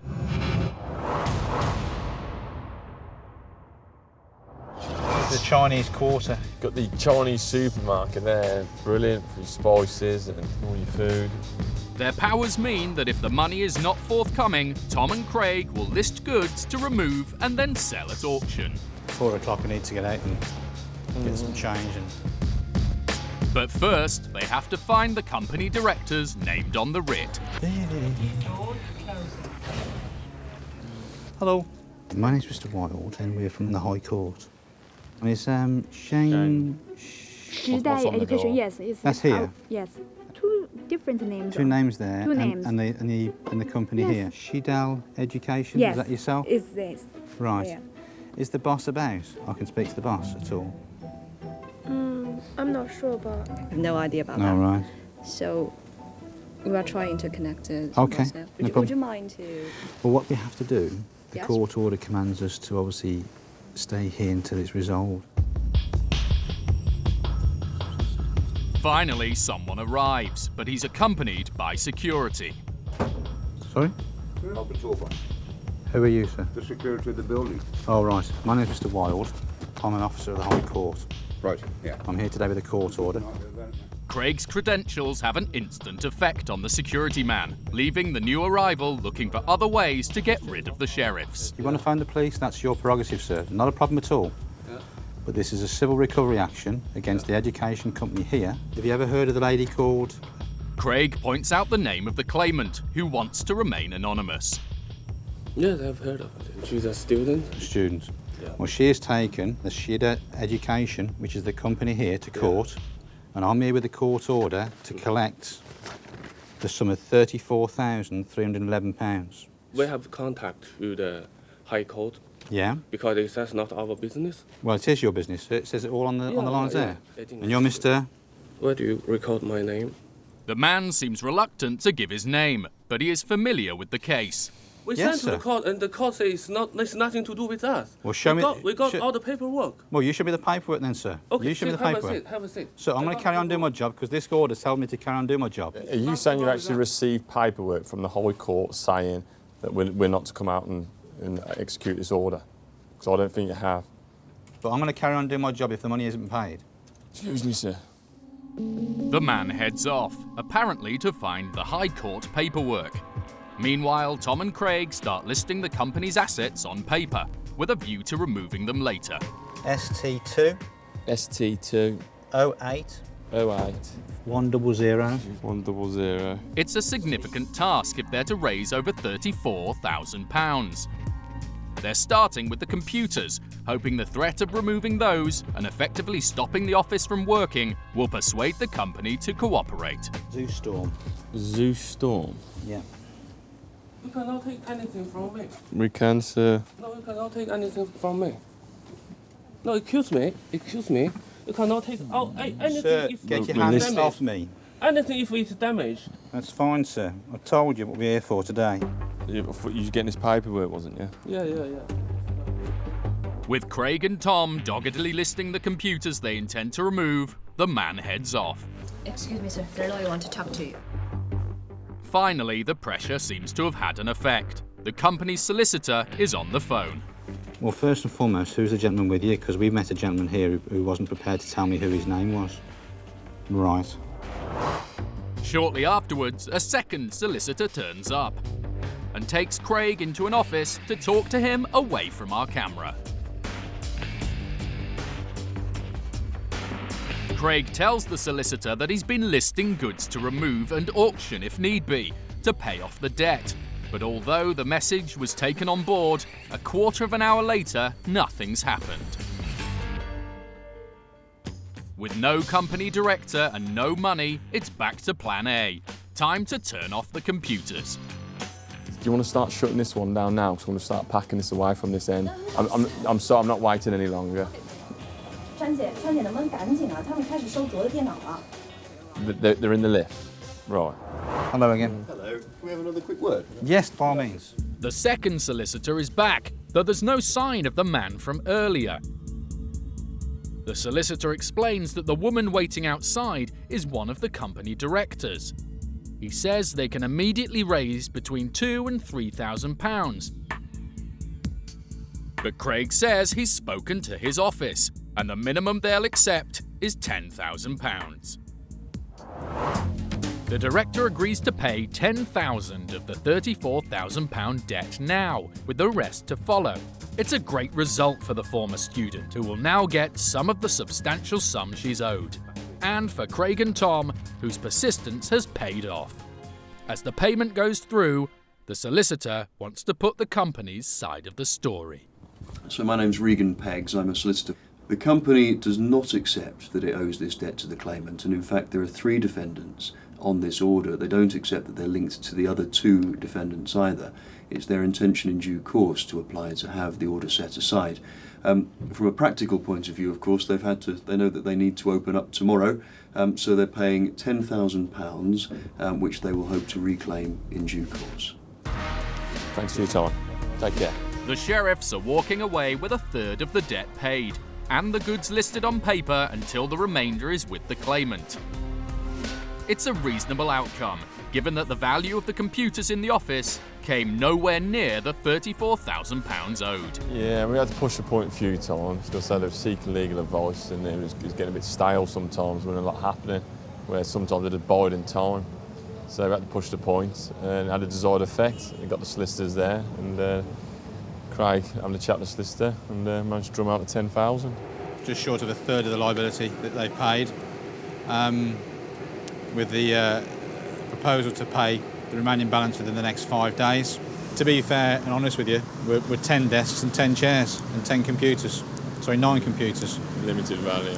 Of limited value, and to walk out of there with £10,000, it's a good result compared with the fact that the asset value in the premises was minimal. A bit of result, I think, all in all. And since we filmed, the £10,000 payment taken by the sheriffs was accepted in full and final settlement by the former student. The case is now considered closed by all parties. The sheriffs are enforcement agents of the High Court. They have more powers than county court bailiffs to try and get money that a court says is rightfully yours. No, we're higher than a bailiff. They can enter residential properties through unlocked or open doors. Come in, mate. Don't put your hands on me. And at commercial properties, they can even force entry using locksmiths. I'm going to call the locksmith then, sir. Effect entry into the premises and remove all the items. And if the debtor still won't pay up, That is your car, I don't care what you say, and it's going. It's not going, no. they can remove their goods to sell to pay off the debt. We need to take 10 grand worth. Well, probably more than that, because we don't know what they're like. So as you can imagine, you have to remove a lot of stuff. A High Court writ costs £60. If the sheriffs are successful, there's nothing more to pay. Bosh, get in. See how easy this job is? If they're unsuccessful, the only cost is a compliance fee of £75 plus VAT for each enforcement. Even when the sheriffs successfully enforce a writ and the defendant pays up, it's not always the end of the story. This morning, Sheriffs Lawrence Grix and Kev McNally are in the van heading for a familiar location. It's just coming up at 10:30 in the morning. We're going to Mediterranean Leisure.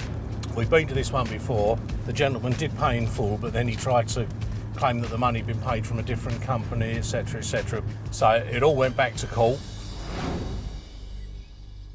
Last year, Lawrence visited the company offices on behalf of Matthew McWilliams. Matthew had been a ski instructor for an associated company, Ski Snow Coach. It was his dream job. Well, I started skiing when I was 8. It really is something that I care about, so as soon as I had the chance to leave university, I knew exactly what I wanted to do.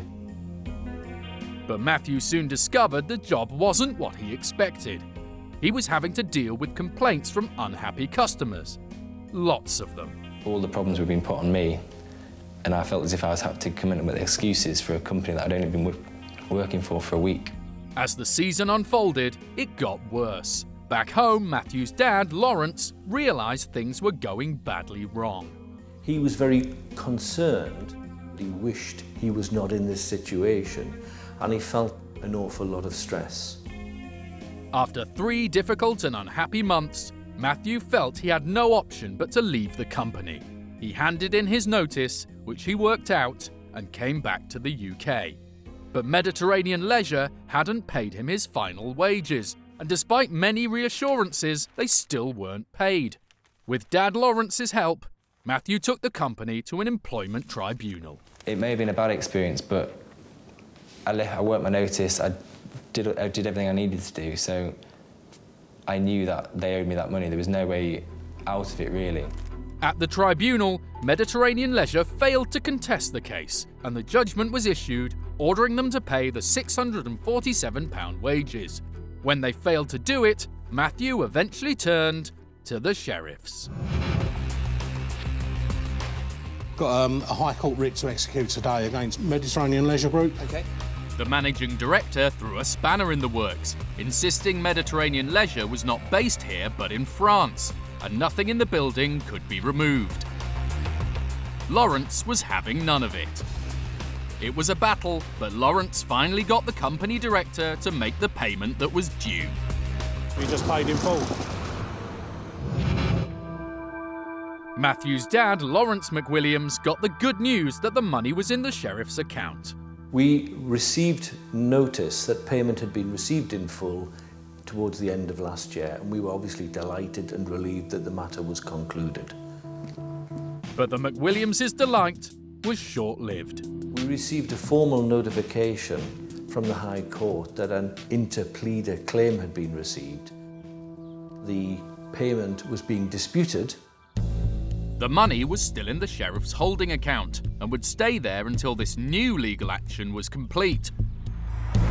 The director of Mediterranean Leisure claimed that the payment made to Lawrence was invalid because he had paid on a credit card belonging to one of his other companies, Mountain Lodge Hotels Limited, that had nothing to do with Matthew's employment. The McWilliamses would have to appear at the High Court, and if they lost, might have to pay costs. There are times, particularly lying in bed at night, where we both thought, are we doing the right thing? Should we just give up here? We kept coming back to the same conclusion. He was entitled to the money, he should have been paid it, and that we would do what was required to get justice. At the hearing before a Master of the High Court, the company director was unable to show that the payment was invalid. Once again, the director would have to pay. We were both delighted. It drew a line under what was a really problematic period for Matthew, and it was just pure relief to see it satisfactorily concluded. Finally, Matthew McWilliams received his missing wages. But Lawrence and Kev are heading back to St Albans because that wasn't the end of the matter. The company director had been ordered to pay the McWilliamses' court costs, which were far more than the original wages. Once again, they haven't been paid. Determined to get their clients every penny that's owed, the sheriffs are stepping up to the mark. We've got 2 writs today. We're looking for £1,602.30 on one of them and £1,688.67 on the other. The second writ is for the sheriff's own court costs.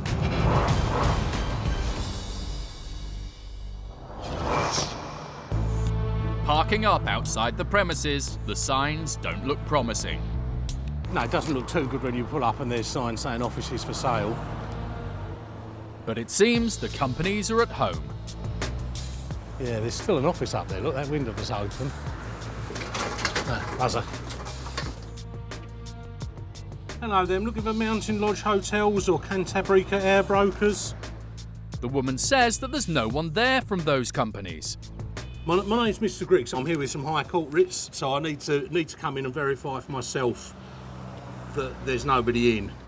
While they wait for the door to be opened, Lawrence wants to make sure all entrances are covered. Just have a squeeze around the back, mate, just in case, because I don't know if there's a back door. Meanwhile, the intercom woman has news. Lawrence isn't getting in. Your director says you're not allowed to let me in. Because of what? Lawrence is convinced he's found the place the companies on the writ are trading from, and that means he will be going in. He's got 5 minutes to call me before I call locksmiths. Okay, thank you. There's a back door, but it's padlocked from the outside, so it's not used. There's 3 motors down there, nothing any good. The director says she's not allowed to let me in because it's a different company. Who's your director? The director of our companies. With Lawrence's ultimatum about to run out, he gets a call. Hello, Mr. Brick speaking. Yeah, we met before when I collected some money from you. But the company director doesn't want to let Lawrence in. Right, well, I'm going to call the locksmith then, sir. Effect entry into the premises and remove all the items. Okay then, sir, you do that. He's calling the police. See if Andy's around. Yeah, give him a buzz, mate, and see if he's around. It looks like the sheriffs will have to use their power to force entry to a commercial premises. Kev calls one of the lock companies they regularly use. Yeah, he's on his way. Sat-nav's giving him 50 minutes. So. Lovely jubbly. Right, might as well sit in the van and have a coffee then. I reckon.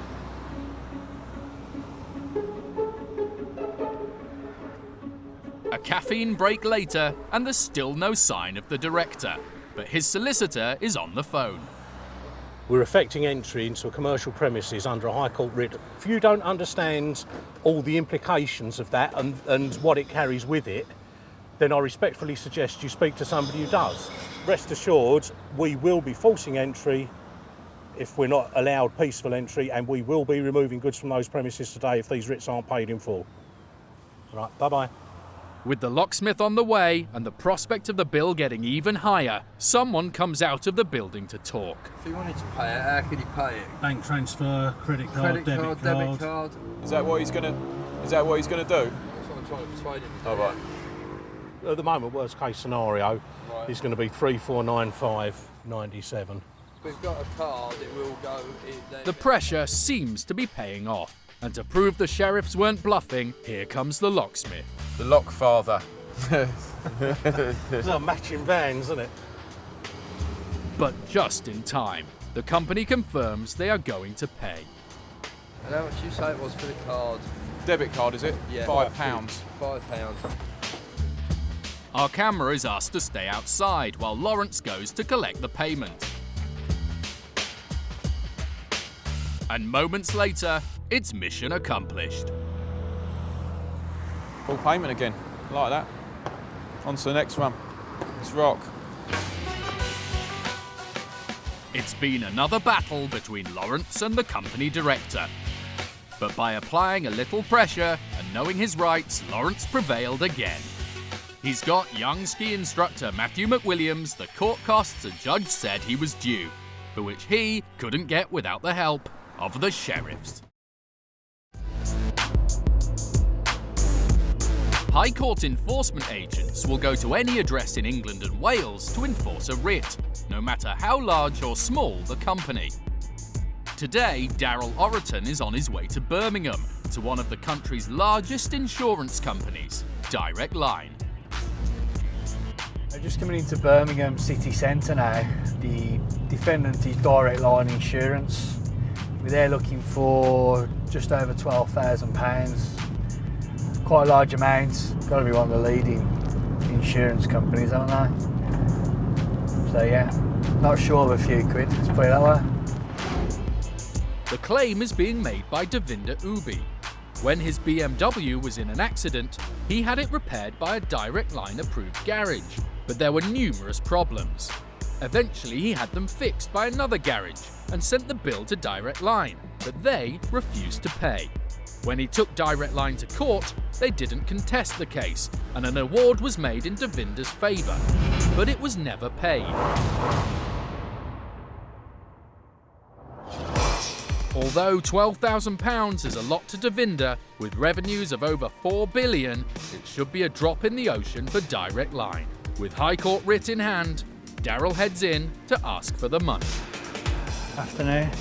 I need to speak to somebody managerial or in accounts. See if I can contact someone. Okay, yeah, thank you. Daryl's only too happy to take the comfy seat. But it's more than just a chance to have a sit down. Just listing a few assets of what's here, not a great deal, down here. He gets to work inspecting assets he could potentially remove. Just these 4 sofas, 2 coffee tables and that big yellow picture. Depends who the artist is there, but a few £100 I would have thought. Moments later, a Direct Line representative comes down to talk to him. Hiya. We're here to execute a High Court writ. It's against Direct Line Insurance plc. So on behalf of a Devinder Ubi, Right, okay. I'm here to collect just over £12,000. Can I just take that Yeah, with of me course for you a can. second? Yeah. And I'll be back. Okay. After another brief wait, a second person comes down to deal with Daryl. He asks our camera to leave. Hiya. The man says the matter relating to the writ is still in dispute. He says they want to have the judgment set aside and insists he's not going to pay the writ today. Daryl agrees to list Direct Line assets instead, with a view to removing them at a later date if the debt's not settled satisfactorily. Daryl's taken to view what's on offer for his list. It's mainly office furniture and computers, and he lists it all. Now they're technically the property of the High Court. If Direct Line don't win their set-aside, they act as a guarantee on the debt. We're looking about 500 monitors, 250 hard drives, keyboards, desks, chairs, just general office equipment, but a lot of it. I've given 7 days to pay in full, or for them to hurry on their court action, really. They want their day in court, pretty much. So if they go back to court and lose, I'm sure they'll pay. And since we filmed, Direct Line's application for a set-aside was dismissed. Devinder Ubi now has his money. Direct Line told us that they had tried to engage with Mr. Ubi to better understand his allegations about the disputed repair work and resolve the matter.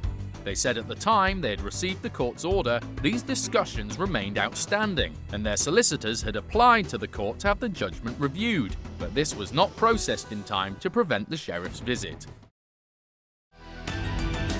Enforcement agents Lawrence and Kev are heading into Essex.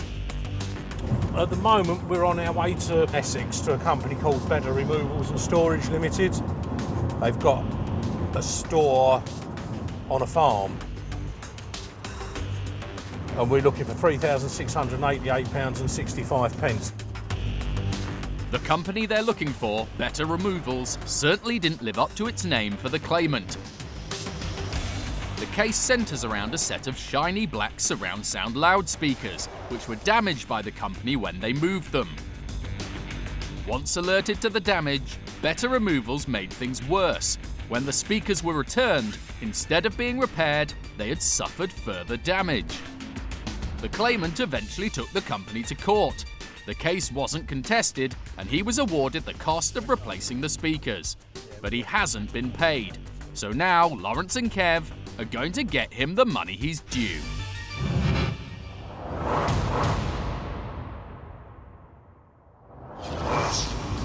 That'll be a big removal lorry, can it?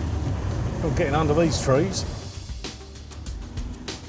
Farm entrance, got it. We're here. Yeah. They've certainly found the right place. They park up and head in search of someone who can help. Hello? Hello there. Better Removals and Storage. Yes, mate. My name's Mr. Grix. Got a High Court writ today to execute against the company. You're the manager. Yeah. Is the governor about? No, or somebody? they don't work here, so. Right. I can ring them on the phone, yeah, Yeah. but they're not about. Yeah, sure, no problem. Yeah, we're just going to take an inventory of goods to clear the deck, because that's what we're ordered to do by the court. The most valuable goods on site are the vans, which seem to have names. It's not just the sheriff's visit that's a surprise for the manager. He says he doesn't know about the case. Well, paperwork was sent here, but nobody replied to it. It's therefore ordered that you must pay that much and interest, blah, blah, blah. Obviously, because that wasn't paid, because that was sent here as well. Right. They've then transferred it up to the High Court, which has incurred more costs. We're here with a High Court writ today and it's live. We have to execute that writ today. Is that your phone? It's not mine. The manager's trying to get the business owner on the phone. Meanwhile, Kev has been listing goods for possible removal. Just a load of vehicles, really. So if they come on the phone and they say they're not paying, one of them will be going. So there's definitely enough assets to cover the debt. But the boss is on the phone for Lawrence. The outstanding amount at the moment is £3,688.65. You can't argue it now, no, but the money's held for 14 days. It's not dispersed, so it's not going to be paid out to him for 14 days. So in that 14 days, you can seek independent legal advice and take whatever. No, we're higher than a bailiff. Faced with the onslaught of information from Lawrence, the company immediately agrees to pay. Payment appears in the form of the manager's company debit card. Also making an appearance are some less welcome visitors. Midges. I'm not. Ridiculous, I told you. Yeah. Oh. It's Hercules pose. Yeah. Another unwelcome feature of the rural location is a lack of signal for the chip and pin machine. It's a bit better in there, is it? Try in there, Lauren. Over there, I've got signal. That's over here somewhere, yeah? A little bit. Oh yeah, jumped up to 3 bars. Connection made. Come on. Yay! There's your receipt and your card. Leave you to your midges. Thanks very much. Take care, mate. Bye-bye. This has been a textbook operation for Lawrence and Kev. Having heard their case, the company immediately paid up in full. So a good day for the sheriffs. And of course, for the midges. There's little midges. They've cut their corn. There's little midges in everywhere. There's loads of them. Oh yeah. Give it a shower scene. Oh, that's better. Let's get out of here. Ugh, what a horrendous place. It's a little bit remote finding it, up some country lanes, but we got there. There's plenty of vehicles. Sort of 3 or 4 Luton vans, smaller vans, big lorries, trailers. So loads of assets. The manager was there, and he was the only one there, didn't know anything about it at all, so he got the governor on the phone. Basically, the governor said they'll pay. They know the money's held for 14 days, so they were quite happy to pay it. The manager was a nice chap, no issues. He just got the owner on the phone, and they paid it. The only problem we did have, only issue, was apparently corn midges. We were standing there scratching, and I think there's some still on me now. But there's one there, one there, one there, one up there. That's just an excuse. Better Removals told us they felt the damage caused in moving the speakers was only minor. They said that despite this, they had sought to repair them to the claimant's satisfaction, sending them to a restorer. They dispute that they caused any further damage to the speakers. They said they had been prepared to make a payment to the claimant for the damage caused, but they could not agree on an amount, and the claimant had refused to return the old speakers to them. They also said they had not realised the matter had been taken to court. They added that the managing director had not been available on the day of filming. They said this was not a regular occurrence for a family business that had high standards, and in this instance, had tried to do the right thing. Meet the sheriffs. Let's go and introduce ourselves. Got an high court writ to attend here today. If it's not paid, we're going to be removing the stock. Their job is to get you your money back. It's about to get physical. It's an arrestable offence to stop me and do my job. If you've been ripped off and don't know where to turn, we need to deal with it now. We're going to remove vehicles to that value. If you're acting on his authority, pay it. If you've been to court but still not been paid what you're owed, are you going to open this building, sir, or am I going to force entry into it? You need to pay this. It's time to call the sheriff. Put your hands on me. I'm going to call the locksmith, effect entry into the premises and remove all the items. Whoa, whoa, whoa, whoa, whoa. They're enforcement agents of the High Court, and the law says they're on your side. It's collected 42 grand. Coming up, pub landlord Graham Short paid £10,000 for wind turbines which didn't work. Turbines weren't even generating enough electricity to power a light bulb. The sheriffs go in search of his money. Don Linford fixed a rental company's van, but they refused to pay him.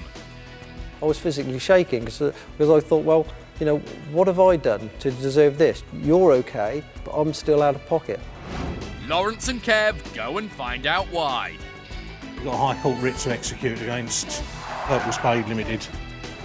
Tom Sumner bought a top-of-the-range car as a retirement present, but it ended up costing him over £1,700 for major repairs. It was just an utter and complete shambles.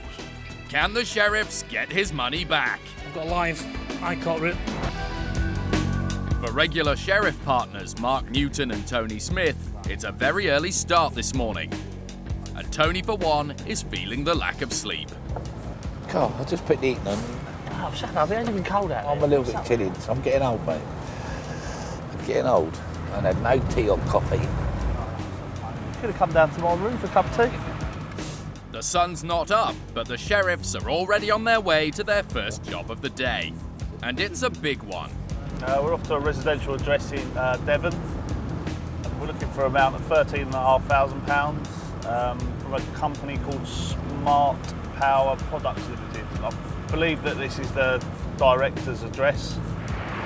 So hopefully he's got some company assets there, or he runs the company from there. But the person they're trying to help is pub landlord Graham Short from Dartmoor in Devon. When he paid to install wind turbines on his pub roof, Graham thought he would be doing his bit to save the planet, while also saving money. Instead, it's cost him thousands, left him forced to go to court and relying on the sheriffs for help. He has put the nail in the coffin for renewable energy as far as I'm concerned, yes. I'm very, very annoyed, almost to say furious. You get to a point where you think, why did I even bother to do this?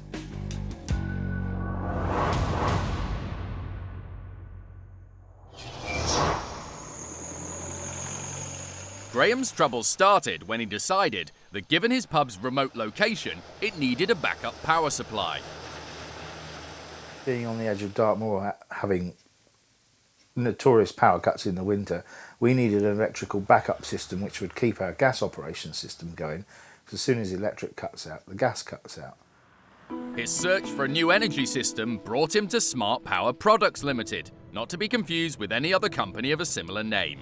It was run by a self-styled wind turbine expert who claimed to have the perfect solution.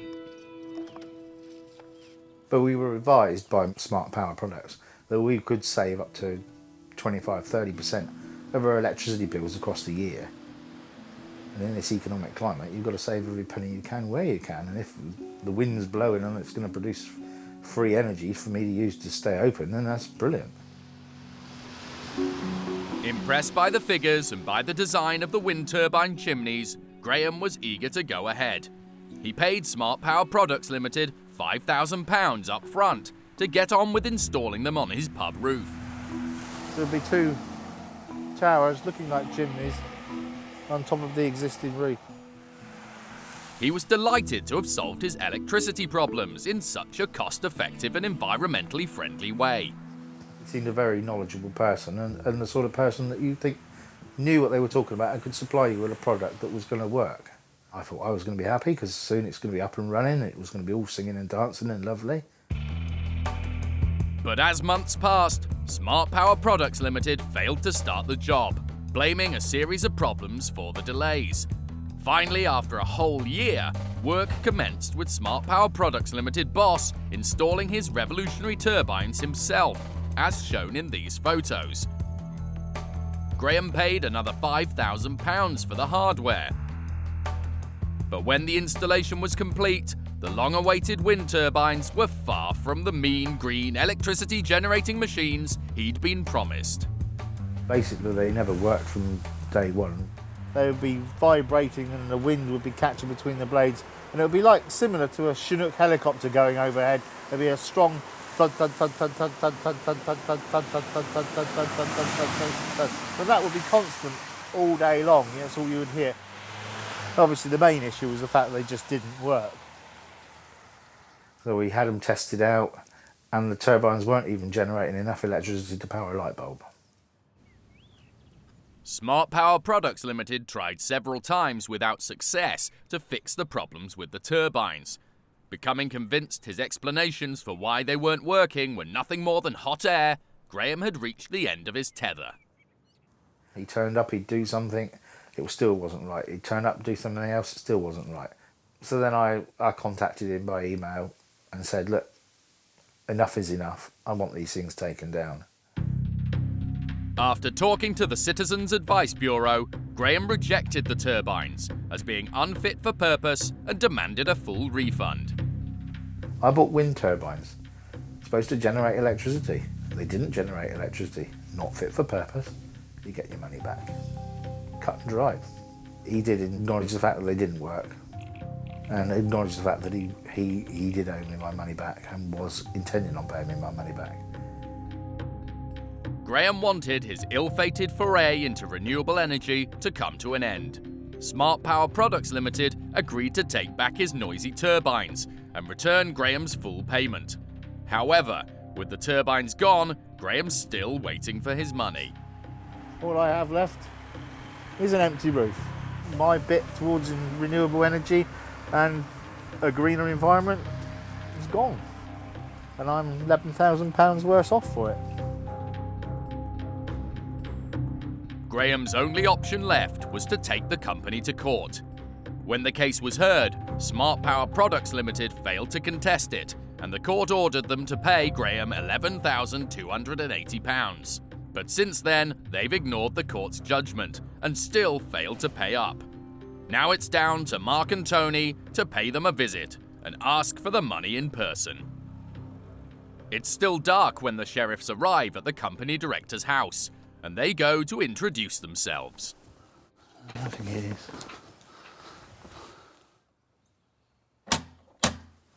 That's quite loud.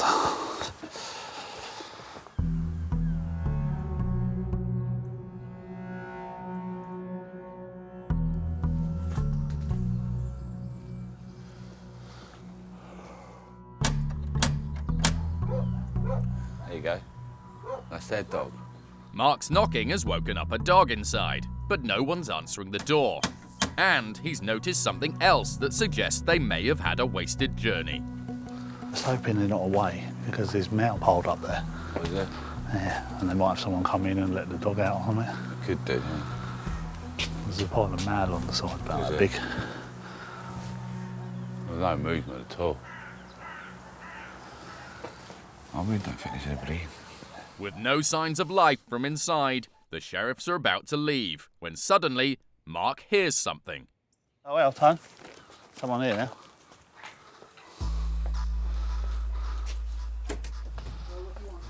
Hello, I'm after Smart Power Products Limited.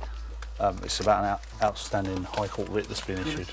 It's the man they need to speak to, the company director and self-styled wind turbine expert. He invites the sheriffs in, but tells our camera to stay outside. The director offers to pay them £500, but with over £13,000 outstanding, this isn't going to work for Mark and Tony. Mark insists on at least half. The director maintains he can't afford to pay this. Mark points out if he doesn't, they'll have to remove goods. With the sheriffs keeping the pressure up, the director significantly ups his offer, £3,000. It's music to Mark's ears.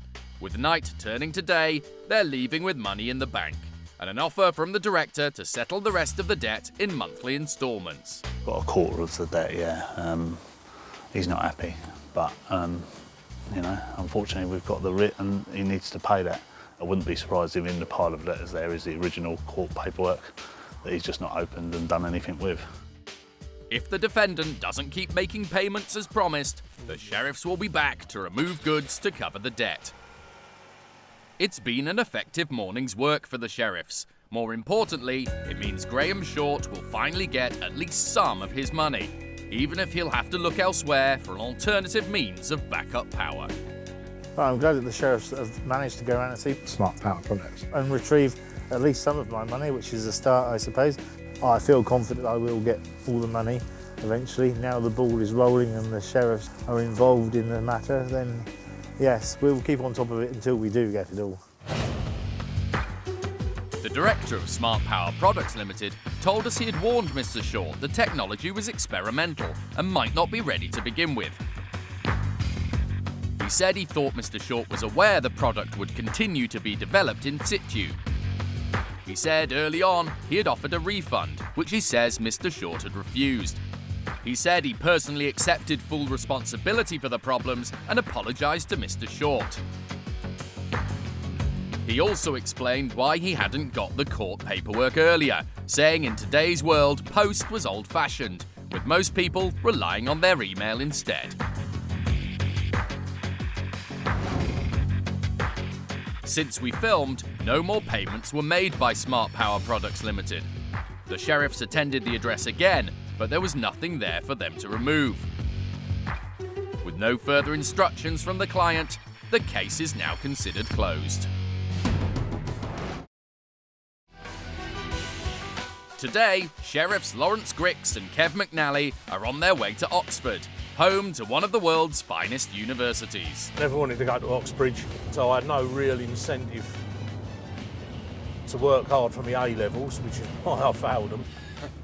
My problem when I was younger was I didn't know what I wanted to do. I think I found my niche now, though. Oxford and Cambridge's loss is the hundreds of successfully paid claimants' gain. My gain as well, I suppose. Stuck in a van with a Grix all day.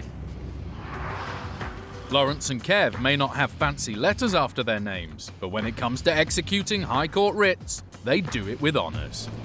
We're going to a company called Purple Spade Limited, trading as TVR self-drive.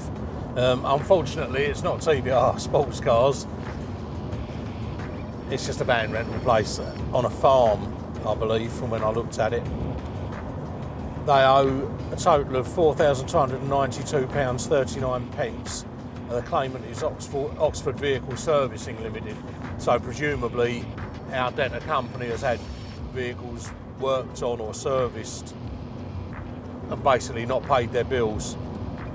So I'm hoping that we'll go there and find a few vehicles, and it'll be sufficient assets there to clear the debt. The person Lawrence and Kev are on their way to help is Don Linfoot. He runs Oxford Vehicle Servicing in Kidlington, a small family-run business. Customer service is our main priority. It's one of the things that we pride ourselves.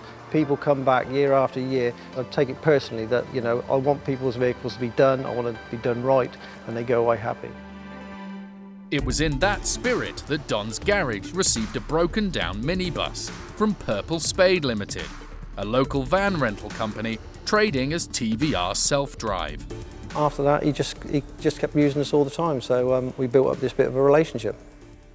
We were looking after his vehicles for roughly about 6-7 months, and then one day out of the blue, we had a vehicle that was towed round to us that had some serious problems, and unfortunately, it all went downhill from there. The vehicle in question was a Ford Transit minibus that had been misfiring, seriously damaging vital engine components.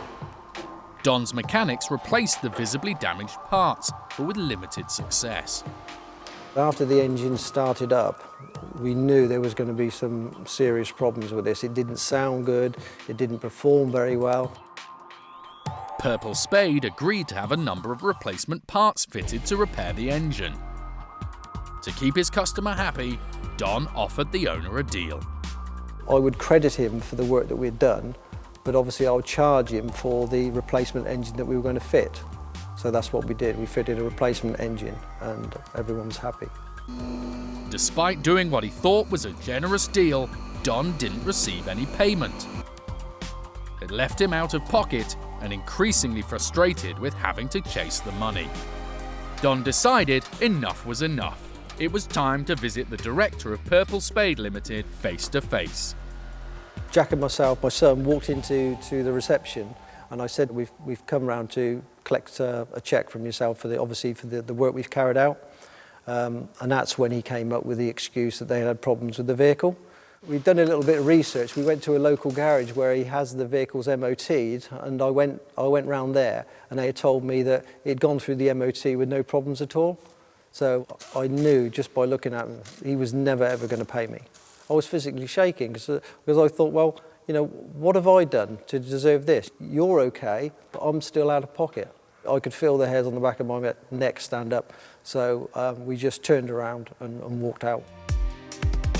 Some weeks later, Don received a letter from Purple Spade Limited's solicitor, saying they were disappointed that second-hand parts had been used to repair the vehicle.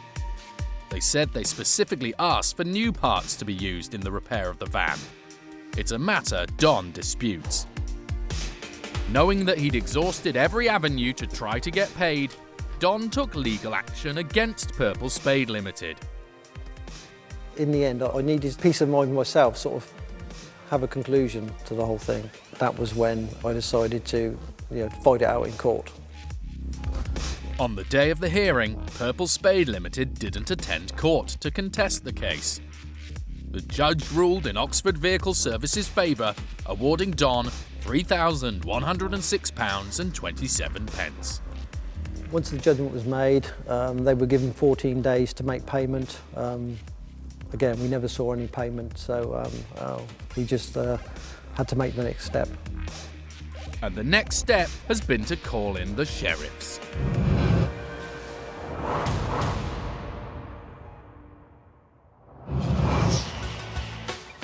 It's now down to Lawrence and Kev to see if they can get Don and his garage the money he's owed.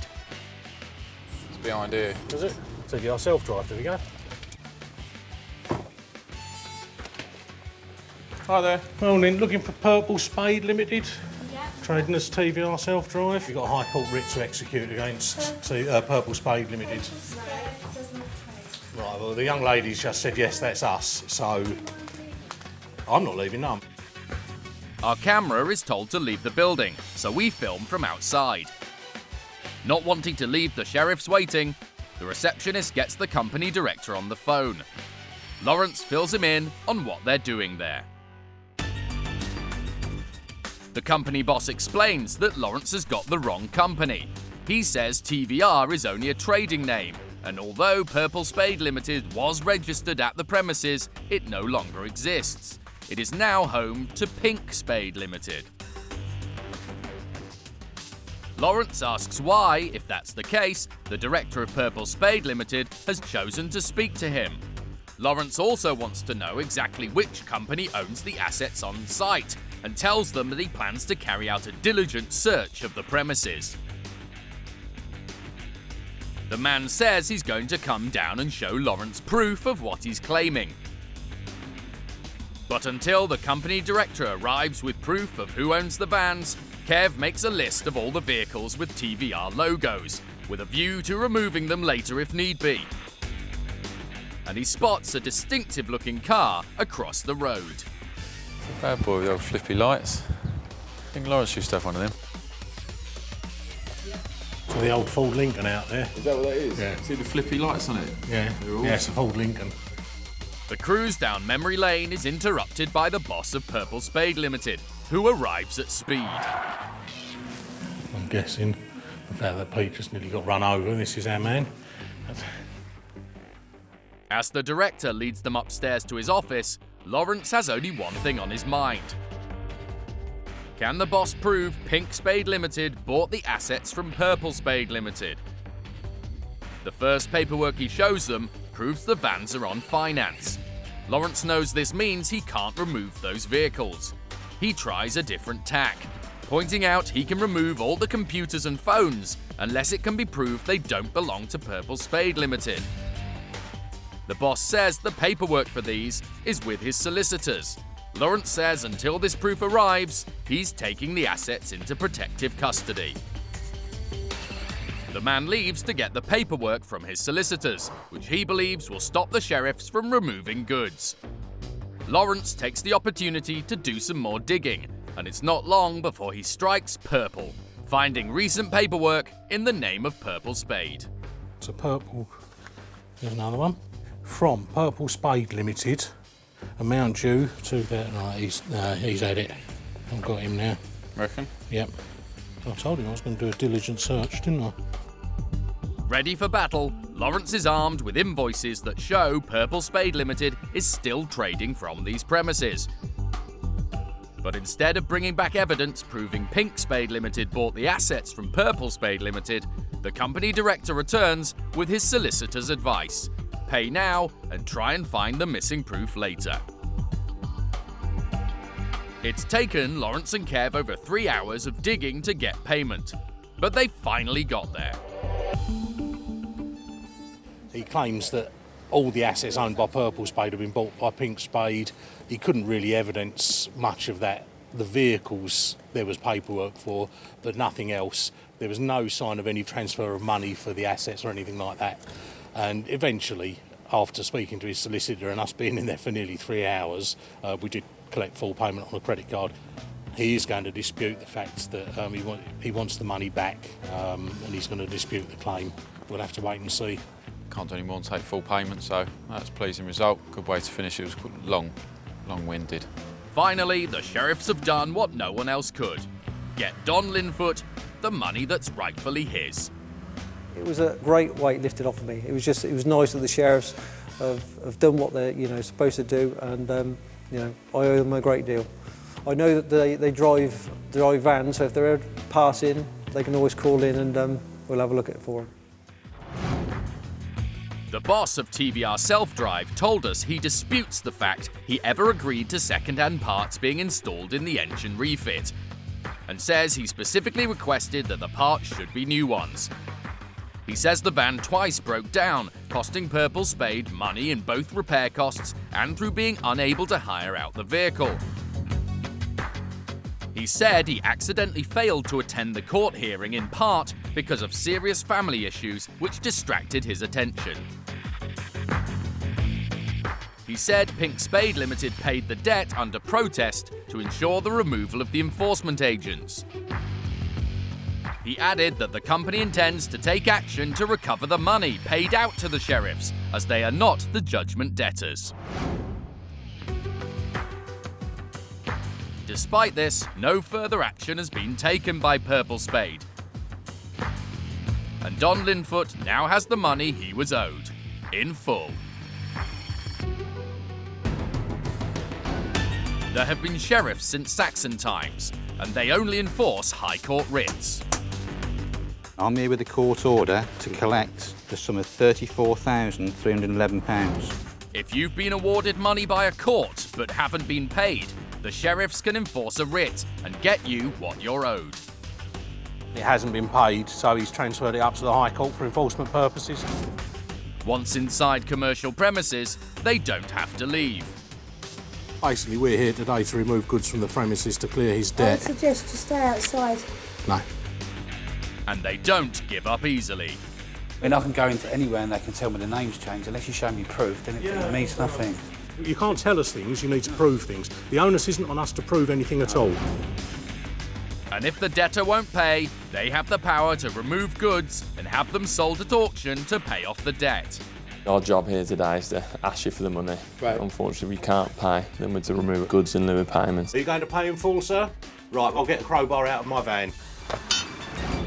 And when the sheriffs do need to remove goods, you can't try and stop them. No, it's been removed. No, you can't. We're not going to allow it. We can. No, you Well, it's can't. not whether you will let us, we're here to remove it. Clamp it. Not interested. Clamp it. I need police assistance. It's about to get physical, basically. They're stopping me doing my job. A High Court writ costs £60. If the sheriffs are successful, there's nothing more to pay. So 6,900 there. Paid it straight away, so it's all good. If they're unsuccessful, the only cost is a compliance fee of £75 plus VAT for each enforcement.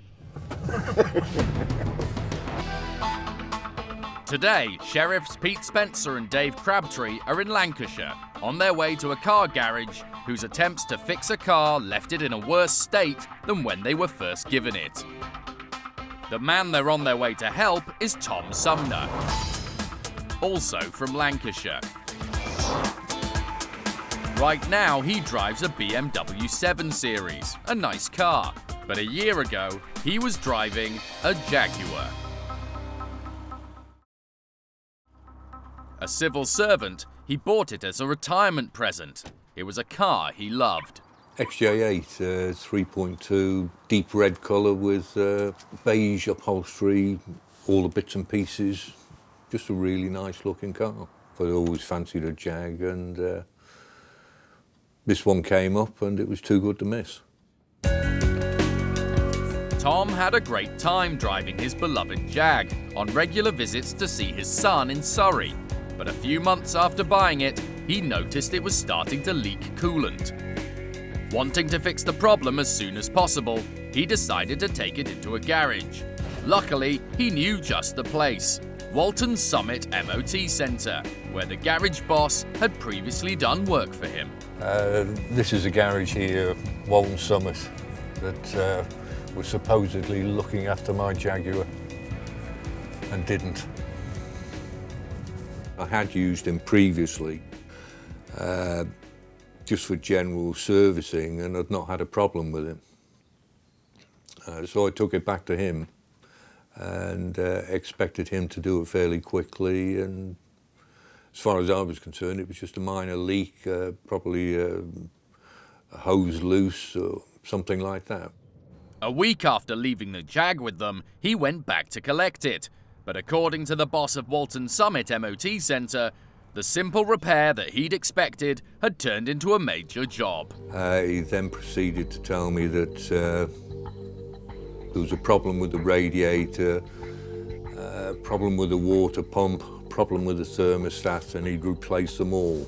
And I had a bit of an argument with him in that I thought it unlikely it'd be all three items, maybe one, but he was quite insistent that all three needed replacement.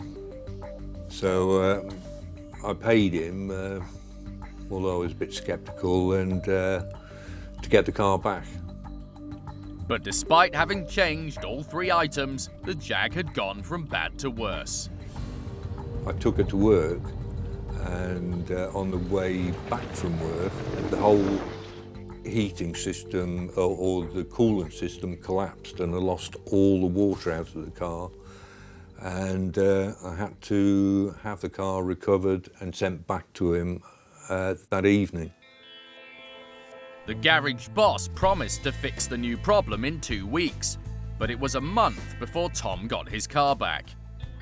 Whenever I rang him to ask if the car was ready, could never get hold of him. What should have taken a week, the initial repair, ended up I was near enough 2 months without the car. And apart from the fact that I had to eventually end up paying over the odds for the car, there was the expense of hiring cars to get about in between, that type of thing. It was just an utter and complete shambles. Tom was so angry he wanted to withhold payment, but was advised by trading standards that if he didn't pay, the garage didn't have to give him his car back. So he paid, took back his Jag, and wrote a letter outlining his grievances. He got no response from Walton Summit MOT Centre, and with no other option, decided to take them to the county court. The garage didn't contest the case, and the judge ruled in Tom's favour. The garage boss then appealed. Basically, he was saying to the judge there was no such thing as British justice. But the judge said to him, told him, well, you've not answered the questions that have been posed to you by Mr. Sumner regarding the repair, and you've not offered any form of defence whatsoever. And he ended up just storming out. The appeal failed. Tom was owed £1,800, but so far he's not seen a penny. I mean, the car was my pride and joy, and I felt as though that I was being ripped off by the guy, and those sort of people just seem to get away with it. With nowhere left to turn, he's had to call in the help of the sheriffs. And on their way to get Tom back his money, Sheriffs Pete and Dave arrive at the garage. Yeah, car place. It seems to be Walton Summit MOT Centre. So I'm assuming it's a garage and MOT garage. They've got things of value. They've barely parked up when Pete spots an asset that could come in handy, the garage's van. There's no doubt it belongs to the business, and if he needs to, he could remove and auction it to help pay off the debt. Details taken, the sheriffs go looking for the garage boss. Hi, I've got a live high-court writ that were risen for our attendance today. It's regarding a Mr. Thomas Roberts Sumner, if you know about that. The garage boss takes a look at the writ. Meanwhile, Pete and Dave list any assets on offer. 2 MIG welders. No, sorry, battery charger. As a working garage, there's no shortage of expensive equipment that would more than cover the £2,700 thereafter, after additional fees and interest have been added. At this point, our cameraman is asked to leave. Pete and Dave, meanwhile, keep going inside the garage. The garage boss isn't keen to pay. Can Pete convince him that a High Court writ isn't something he can ignore? He threatens to remove the goods he's listed if the debt's not paid. Pete would rather get paid than have to remove goods for auction. He tries to explain to the garage boss that it's also in his interests not to go down the auction route. And Pete points out that the assets he's listed technically now belong to the High Court. The only way for the garage boss to get them back is to pay up. Faced with this knowledge, the garage boss finally accepts defeat. Pete's convinced him this is a court judgment that isn't going away. With the money in the bank, Pete and Dave return to the van. Job done. Right, we've had a payment in full. They were just struggling a little bit with the card payment, so they've paid £1,200 in cash and the remainder in a bank transfer. So that's the cash there paid. So paid in full. That'll be into the client's holding account today. So good job. No problem. The boss of Walton Summit MOT Centre told us he believed his garage did carry out suitable repairs to Mr. Sumner's Jaguar and was surprised that the matter ended up in court. He says he was unhappy at the judgment awarded, which he put down to ignorance on the part of people in the position to make the decisions. He said he had no malice against Mr. Sumner and said his garage did not do dodgy repair jobs, as that was not what he was about.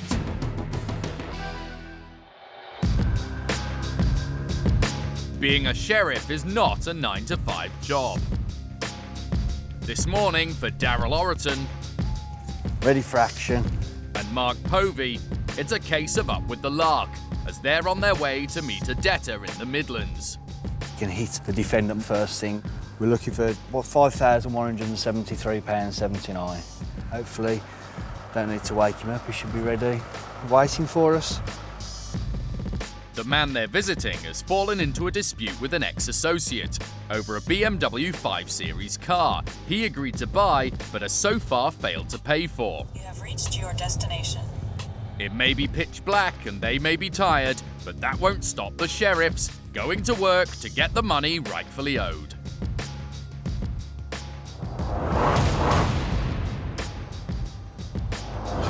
Arriving at the property, the car in question is parked on the driveway. Yeah, this is it, yeah. It's a Beamer, so it's better the high end of the 53 as opposed to the low end.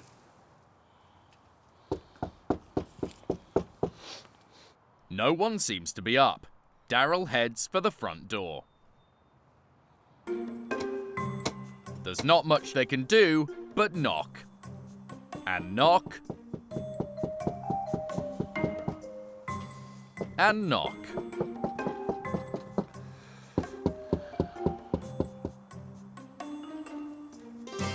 Can you come downstairs, please? And knock some more.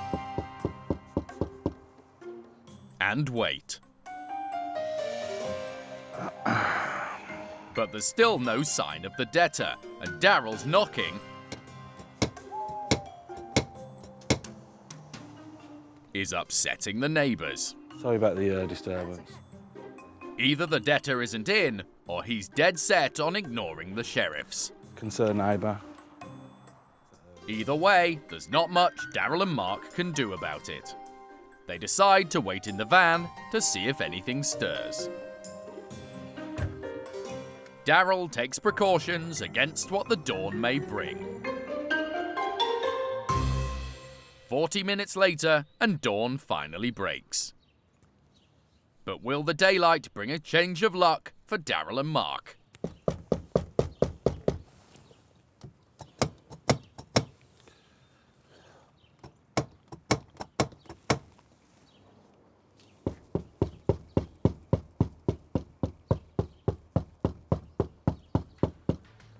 He ain't coming out. Without any response from inside, and unable to force entry at a residential property, there's nothing the sheriffs can do this morning. Just leave some paperwork. Hope that he calls us. Otherwise we'll be back. Possibly remove the vehicle next time we come. They post their paperwork, and with that, head off. The debtor will have to get in touch with the sheriffs, or Daryl will be back at some point in the future. Until he is, the previous car owner will have to wait to see the light at the end of the tunnel. The debtor later told us he had not been in at the time of the sheriff's visit and knew nothing of the judgment against him until he received their paperwork. He said he believed he had paid for the car previously and disputed that he owed any money. He said he hadn't contested the case because he'd been tied up in other legal action against the same claimant. I've got a feeling we're going to get full payment on this one. Sheriffs Lawrence and Kev are on the road again, this time in Kent. They're on the trail of a convenience store which owes money for rent arrears to a client who doesn't want to be identified.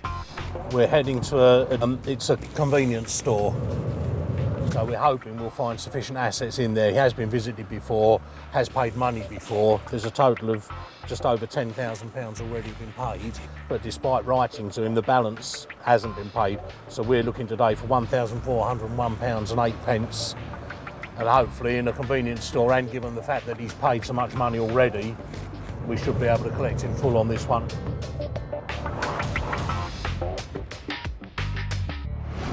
And with the shop located, they head in. Hello there. Is this number 112? Lawrence asks to speak to the man on his writ. That your boss? So I think he's cousin or something. Oh, he's a cousin. The shop assistant offers to get his boss on the phone. Lawrence needs to establish what relationship the man on the writ has to the shop. As the writ is against someone personally and not the shop as a limited company, they can only remove goods if the man on their writ's still the owner. Hello, sir. Right, my name's Mr. Grix. I'm an enforcement officer. I'm here to execute a High Court writ against... Is it your cousin? The boss tells Lawrence that he's now the owner and not the man on their writ, but Lawrence will need more convincing. Right, have you got proof of that, sir? Right, so you're coming here now, yeah? OK then, sir, thank you. He'll be here in 5. The boss is on his way down to talk to Lawrence face to face. In the meantime, Detective Kev has spotted something else. The debtor's name is on the burglar alarm system, more evidence to confirm Lawrence's suspicions that the debtor named on their writ is indeed the owner and liable for the goods within. The sheriffs put together an inventory of the most valuable bottles of spirits behind the counter. Soon after, the boss arrives, still arguing that he shouldn't have to pay as he's not the man on the writ. Taking over the business. Right, have you got any proof of that? Because I say there's nothing current. The boss also argues that he's not been properly informed of any debts that might be owing, but Lawrence disagrees.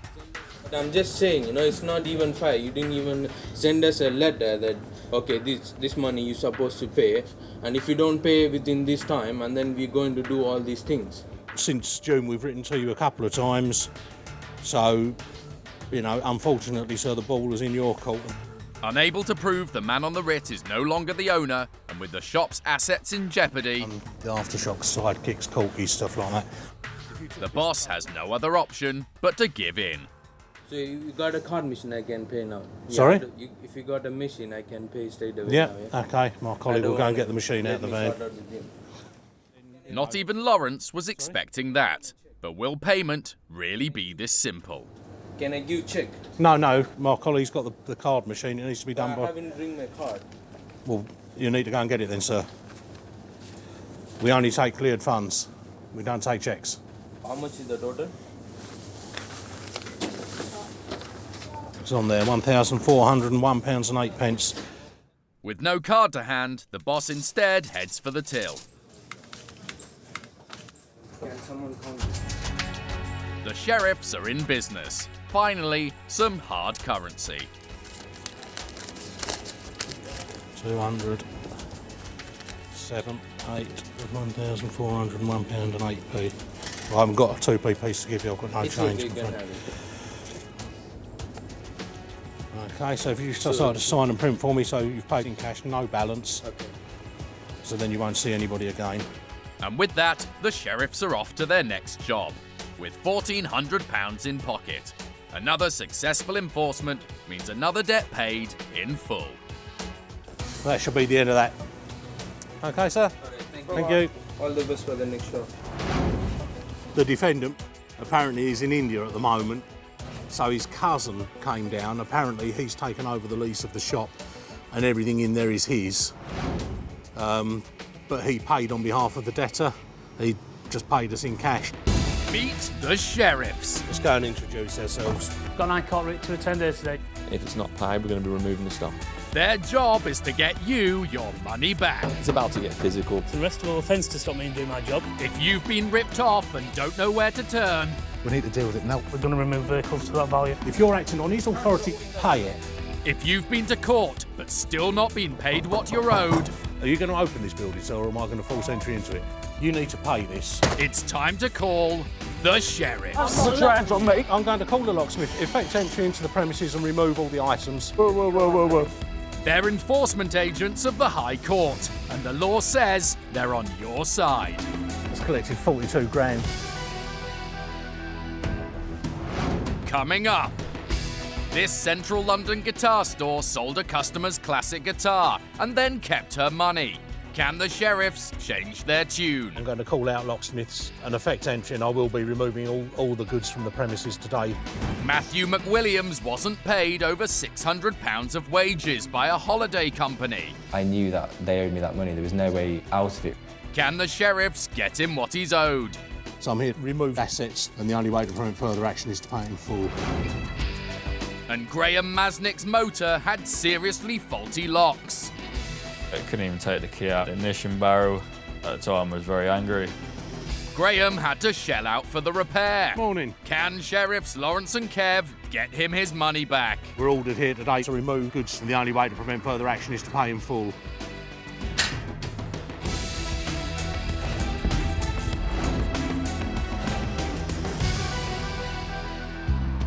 This morning, sheriffs Lawrence and Kev are in Hertfordshire, en route to a travel company who haven't paid a former member of staff the wages he's entitled to. We're looking for a company called Mediterranean Leisure Group. So hopefully, being a company, they'll be open because it's just coming up to 9 o'clock and they'll have some assets there. The people they're trying to help are father and son Lawrence and Matthew McWilliams from Yorkshire.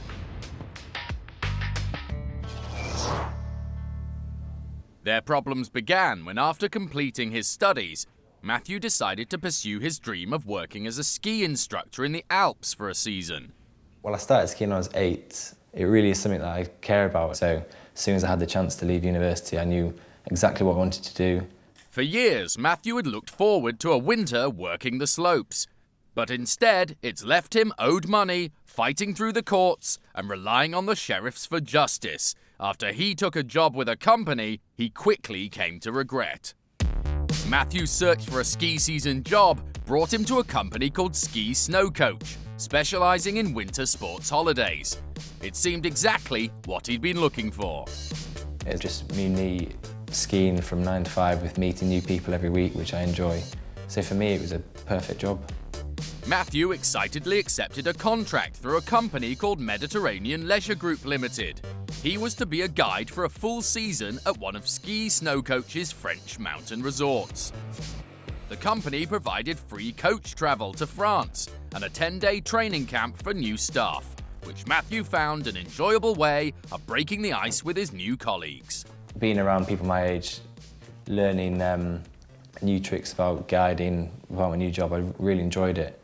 With training complete, he arrived at the resort ready for work to begin. But as the season got underway, Matthew quickly found himself under considerable pressure from having to deal with the complaints of customers unhappy with the resort.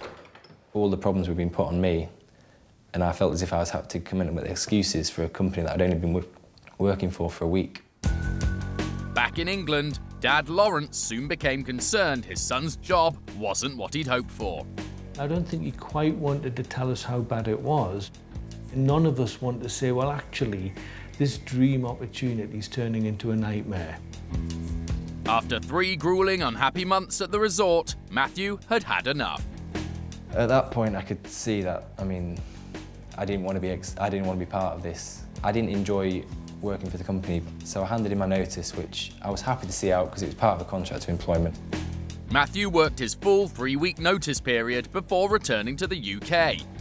He then called the company's head office to chase up his final wages and was reassured these would soon be paid. But despite making several further calls, the money he was owed never arrived. At this point, he went to Dad Lawrence to discuss his options. It may have been a bad experience, but I worked my notice, I did everything I needed to do, so I knew that they owed me that money. There was no way out of it, really. It started to become more of just a fact that I wanted to bring this to justice, so we looked at the next step, which would be going to the Employment Tribunal and starting claims. Both Mediterranean Leisure Group and Ski Snowcoach share the same managing director. With his dad's help, Matthew took Mediterranean Leisure to court. When the company director failed to contest the case, a judge ruled Mediterranean Leisure must pay Matthew the £647 wages he was owed. However, the company still failed to pay. Now, Matthew's last hope of seeing the money he worked hard to earn rests with the sheriffs. But already, things aren't going according to plan. Lawrence is having to take on this enforcement as a one-man band. I had to leave Kev in the van in a petrol station because there's just nowhere to park, so bit of a walk today. Sheriffs have the right when necessary to force entry to commercial premises, but they like to try a more straightforward approach first. Hello there, I'm looking for Mediterranean Leisure Group. My name's Mr. Crick, sir. Would you like to send somebody down to speak to me, please? A man answers the intercom and confirms this is where Mediterranean Leisure Group is based. It's nice that I've got an admission that it was them. Hello there, I'll just show you some ID. Yep, sure. As I said, Mr. Griggs. Okay, sure. Got a High Court writ to execute today against Mediterranean Leisure Group. Okay. So I'm here to remove assets to the value of £1,425.73. Okay. And the only way to prevent further action is to pay it in full. Okay, sure. Is there somebody here that can pay that? Well, it would be the managing director. Yeah. He's not in yet. He's due in any moment. Right. Can I get you to come in? Yeah, sure. Maybe. Yeah. It makes a nice change to be invited in. Given a number of other companies are trading from the same address, this is a positive start for Lawrence, who now knows he's in the right place to collect the money owed to Matthew McWilliams. Now Lawrence wants to talk to the boss. To get him on the phone just to see where he is, because there's so much traffic out there. So he won't answer his phone while he's driving. Oh, you've not got Bluetooth? The male employee disappears upstairs to the main office, leaving Lawrence with free rein to size up the assets in reception. Don't know where he went.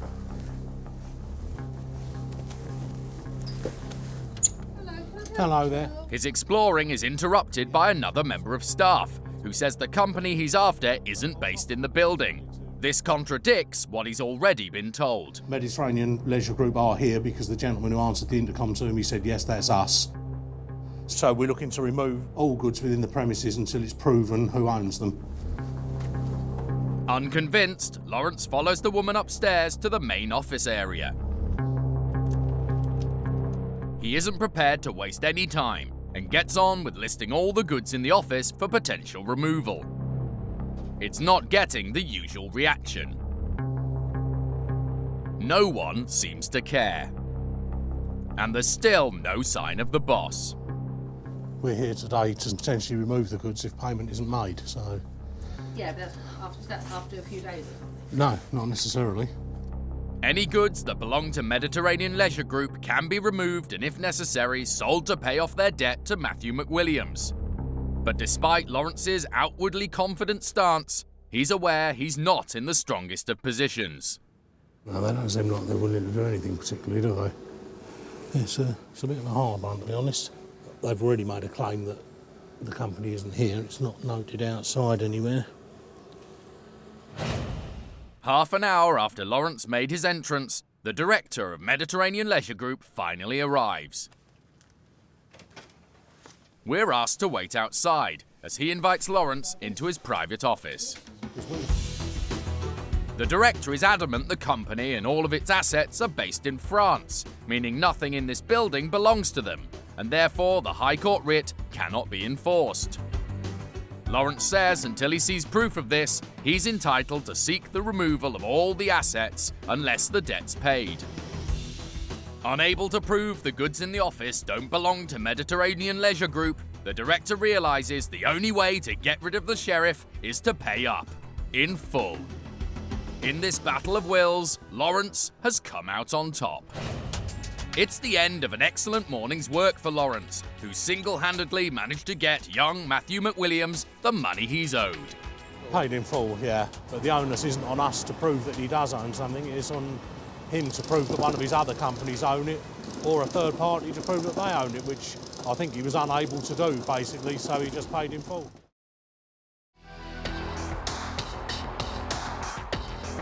The sheriffs collect 93 pence for every £1 they're asked to enforce, but despite this high ratio of success, life isn't always easy for them. This morning, Lawrence and Kev are on their way to a return visit at a guitar shop in central London. First time around, they found the shop closed, so left paperwork from the High Court, commanding the owner to get in touch, which he's failed to do. Right, we're heading to London Guitar Centre. We've attended this address previously before and they've had no correspondence from the last lot of paperwork we've left there. The woman they're trying to help, Emma, doesn't want us to use her full name. She agreed to let the London Guitar Centre sell a classic guitar on her behalf, a 1959 Fender Jazzmaster. But when the sale was made, the shop didn't hand over the money. Emma took them to court, and when the London Guitar Centre's owner didn't contest the case, a judge ordered him to pay Emma the £3,120 she was owed. But since then, the shop has failed to pay a penny. Now it's up to Lawrence and Kev to make him pay up, one way or another. So yeah, it's a fair amount of money, but if there's a few nice guitars there, which we're hoping for, it wouldn't take many of them to have the debt settled. So that's what we'll be looking for. So we're going to go there with maybe the intention of forcing entry with locksmiths and hopefully taking the guitars on the premises. So hopefully we'll get a result on this one. It's literally there, isn't it? Yeah. Oh, we've got space. I think we've got space. Yeah, there's loads of spaces up there. 15 minutes later, they arrive at the shop, just yards away from the world-famous bustle of Leicester Square. It's not open. Didn't expect it to be, did we? There. Despite the busy street, the shop appears to be closed today, but this isn't going to stop Lawrence. He finds the manager's phone number stuck to the front door and wastes no time calling to introduce himself. Hello there, is that the London Guitar Centre? Hello, my name's Mr. Grix. I'm at your premises now. I don't know where you are because the place is locked. Right, are you in the vicinity, sir? Right, well, we're here to execute a High Court writ. I did come here previously and leave paperwork. Nobody's got in touch with me. So unless you can get somebody here in about the next 15, 20 minutes to open up, I'm going to be employing locksmiths to effect an entry into the premises and I will be removing all the goods from within. And a lunatic. Yeah. OK, sir, thank you. Bye-bye. The manager gives Lawrence the mobile number of a second person, the owner, and says he needs to speak to him. But when Lawrence tries to call, the owner's phone is off. Things aren't looking good for the London Guitar Centre. Lawrence is fast losing patience and is ready to call in a locksmith. He tries the owner's number one last time. And this time, he gets through. Hello there. The owner asks him to leave paperwork at the shop, detailing the money owed, so he can then deal with the matter. But given he ignored the papers left on their last visit, he's hitting all the wrong notes with Lawrence. No, I can't, sir, because I came here before, I left paperwork, you haven't been in touch at all. With all due respect, you could just be spinning me a line now. I'm not saying that you are, but you've made no attempt to get in touch with me. So if you're not able to come here, I'm going to call out locksmiths and effect entry, and I will be removing all the goods from the premises today. Surprisingly, despite the prospect of his shop soon being emptied, the owner maintains he isn't prepared to pay today. Calling a sheriff's bluff is never a good idea. Lawrence decides it's time to get this removal started. Okay, bye-bye. Did he say take them? Yeah, well, no, he didn't say take them, but he's got no choice, has he? But as they prepare to phone the locksmith, the first man they spoke to, the guitar shop manager, calls again with an unexpected offer. Okay, lovely. Not wanting the sheriffs to force entry, he's willing to come and open up for them, to remove enough goods from his shop to pay the full amount owed to Emma. The other fella's on his way. If his offer proves genuine, the enforcement just got a lot more straightforward for the sheriffs. So now is the long wait. There's nothing for Lawrence and Kev to do but soak up the sights and sounds of London's West End. We'll find out later if the manager does indeed turn up. Today, Northern Sheriffs Pete Spencer and Dave Lockwood are on their way to Leeds to visit a parking company who have failed to settle a debt owed to a former employee. We're heading off to a company called UK CPS Limited in Leeds. It's an employment tribunal case and we're looking to collect today. What it says is work vans and cars are kept at this address, so whether or not they're there when we arrive, or it's just a registered address that they use, we won't know until we get there. The man they're trying to help is Charles Sr., also from Leeds. Charles worked as a team leader for a parking company for 8 years. When this job folded, he then found a more frontline role as a ticket inspector for car park management company UK CPS Limited.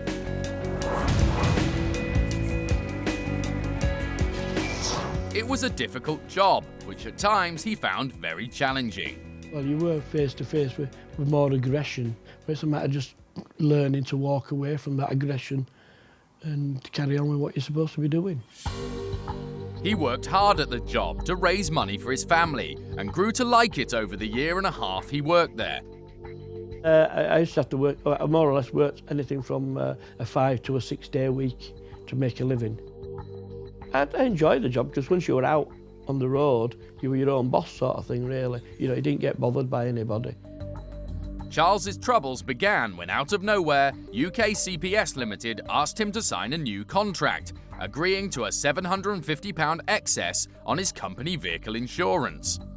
Feeling this was an unfair arrangement, Charles said he wouldn't sign it and was told he would have to work night shifts as a result. When he refused, the company informed him his services were no longer required. And I said, well, no, I won't work night times because it's not in my contract to work on a night time. We're only up to a certain time. And they said, in that case, if you're not prepared to work nights, you best bring your uniform and camera back to office, and dismissed me there and then on the spot. I felt badly, wrongly treated by the fact that I'd been dismissed there and then for something that shouldn't have happened, really. While disappointed to have lost his job, Charles was even more shocked to learn he wouldn't receive any redundancy or notice pay. Unable to find work and with no money to tide him over, his financial situation quickly became dire. Well, yeah, of course, I was worried about money, and I've got a home and bills like everybody else. I was just getting basic job seekers allowance. So it was a very bad time for us. That Christmas that year was a bad time for us. At the time I had one young grandchild, which I wanted to buy gifts for. Couldn't buy gifts for my wife or anybody. Angry at how UK CPS Limited had treated him, but unsure of his rights, Charles turned to the Citizens Advice Bureau. Got some advice from them, and they helped guide me through everything.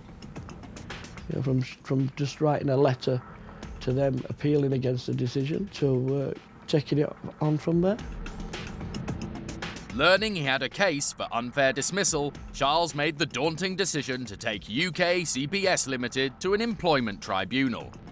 When the case was contested in court, the company argued they'd done nothing wrong.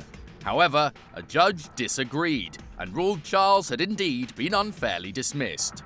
He ordered UK CPS Limited to pay Charles £7,075 in compensation and strongly criticised the way they treated him. Well, he made a few comments about UK CPS, saying they were a company back from the dark ages. They didn't have a clue as to what they were doing as regards procedures of disciplinary procedures. But despite the court order, the company still failed to pay up. His last hope of getting the money owed to him now rests with Pete and Dave, who are being chauffeured today by Pete's partner Lisa. The enforcement address is, supposedly this is where the works, vans and cars are kept at this address. And assuming that's why we've been asked to attend that address, that's where the assets potentially will be. Arriving at the address on the writ, it looks like they're in the right place. There's some vehicles in there.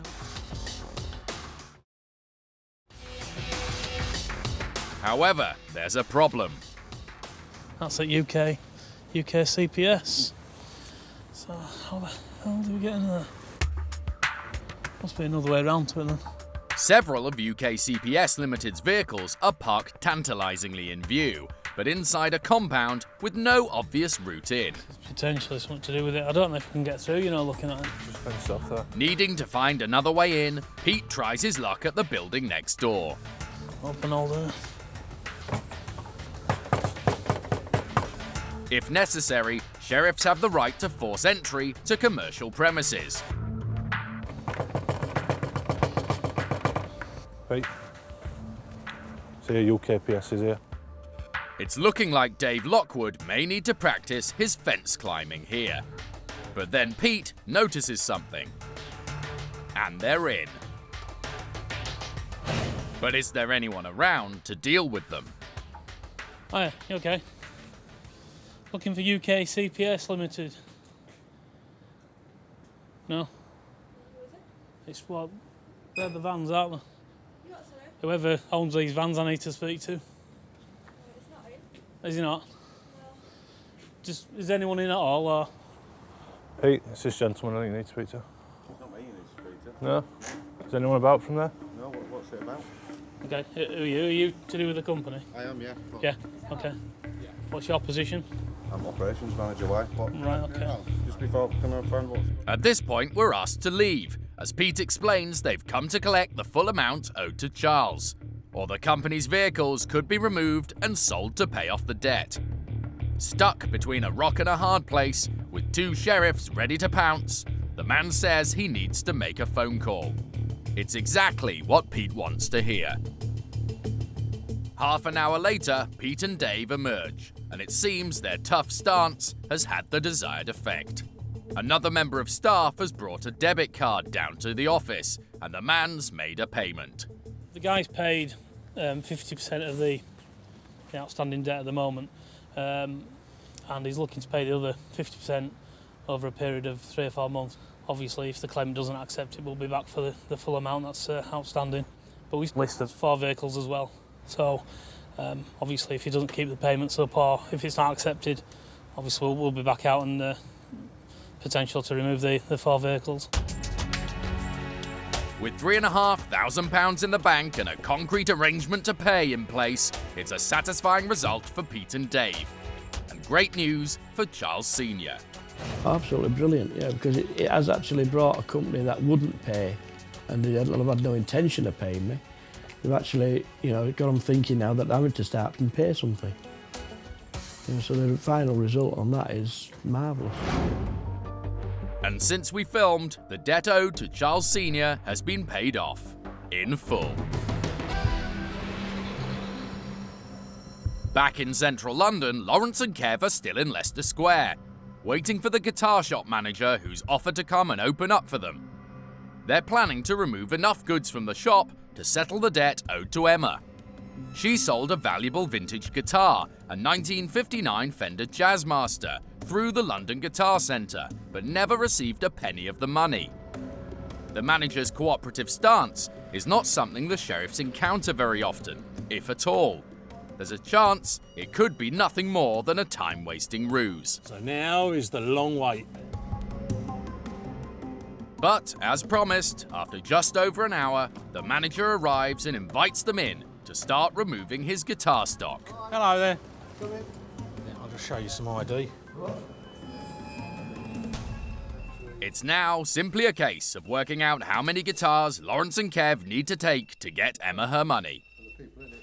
Right. How much is the amount for? $4,924.95. With the manager's expert eye to guide them, Lawrence and Kev are eager to get started. However, there's a snag. The valuable electric guitars are all being sold on behalf of customers, and so don't belong to the shop. It's just electrics are a bit more robust to transport, and they're obviously higher value. I mean, that's £950. There isn't a £950 acoustic guitar downstairs, is there? No, but that's the consignment. That's 1,200. Right, you'll need all to, consignments. You'll need to provide the paperwork for those then. Yeah. With the sheriffs unable to go electric, they need to make sure the more delicate acoustic guitars reach the auction in one piece. Do you want to go and get the bubble wrap out of the van? We'll case them up when we've got cases for everything. As the guitars are likely to only fetch a fraction of their retail price at auction, being able to raise enough money isn't guaranteed. I mean, we're looking for... you're going to be looking at six grand. Well, but you've got auctioneer's costs, you've got to be looking at 6 or 7 grand, really. So 13 at 300, it's 4,000, isn't it?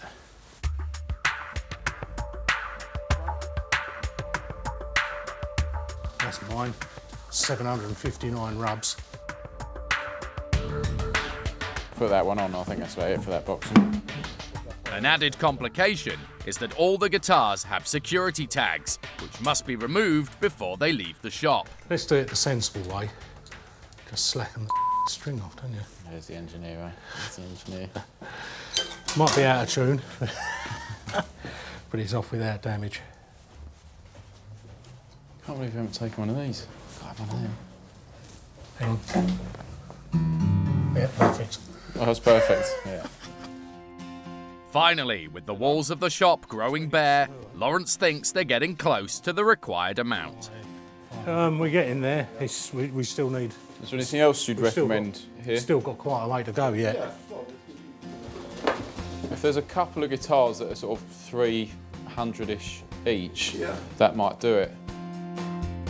With the last guitar safely detagged and wrapped, this enforcement is bringing back musical memories for Kev.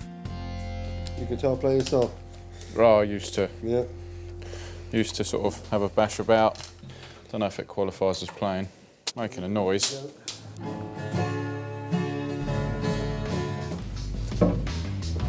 With that over, it's time to concentrate on the day job and loading up the van. Removal of goods is the ultimate sanction sheriffs can impose. But on this occasion, they had no choice. Unless the owner has a swift rethink and arranges to pay the debt himself, his valuable stock will be sold to the highest bidder. Either way, it's a successful outcome for Lawrence and Kev, who have ensured Emma will get her money back. Ended up taking 23 guitars in total in the back of the van, and they'll be off to auction. So, yep, taking the guitars, gone, and job well done.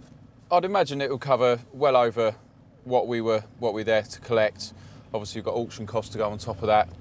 The guitars probably won't make a retail price at auction, but I think we've taken enough to to gather what monies we need. It's been a textbook removal for the sheriffs, who are heading back to base to get these valuable guitars safely stored, ready for auction to raise funds to get Emma her money. Since Lawrence and Kev visited the London Guitar Centre and removed the instruments, the company didn't make any payments to settle the debt they owe. The company has now been formally dissolved. The guitars have now been sold by the sheriffs through an online auction site. The money raised went to paying off the money owed to former customer Emma to make up for what she lost when the company sold her 1959 Fender Jazzmaster guitar. The London Guitar Centre told us they thought the situation with former customer Emma was most unfortunate. They said the reason she hadn't been paid was because the shop had run into difficulties after becoming involved in a dispute with Westminster Council over business rates, which had severely restricted their ability to trade. They added that they hoped the sheriff's removal of the guitars would provide Emma with the money she was chasing. Enforcement agents, commonly known as sheriffs, can go anywhere in England and Wales to enforce a High Court writ. It's a High Court writ issued against the company in the High Court. If a debtor won't pay, the sheriffs won't leave empty-handed. And if you can't raise it, we've got roughly an hour, then we're going to have to start looking at taking the goods. We need to take 10 grand worth, well, probably more than that. We know it's your vehicle, and that's why we're taking it. At commercial premises, sheriffs are permitted to force entry to remove goods or return a building to its rightful owners. And with a writ in hand, almost nothing can stop a sheriff. It doesn't put us down the writ. The writ's still live. Doesn't matter what the dispute is, you have to pay. Sheriffs have collected almost £200 million in unpaid court judgments in the last 3 years. That's what we want to see, that coming out the van. All cleared up, paid in full. A High Court writ costs £60. If the sheriffs are successful, there's nothing more to pay.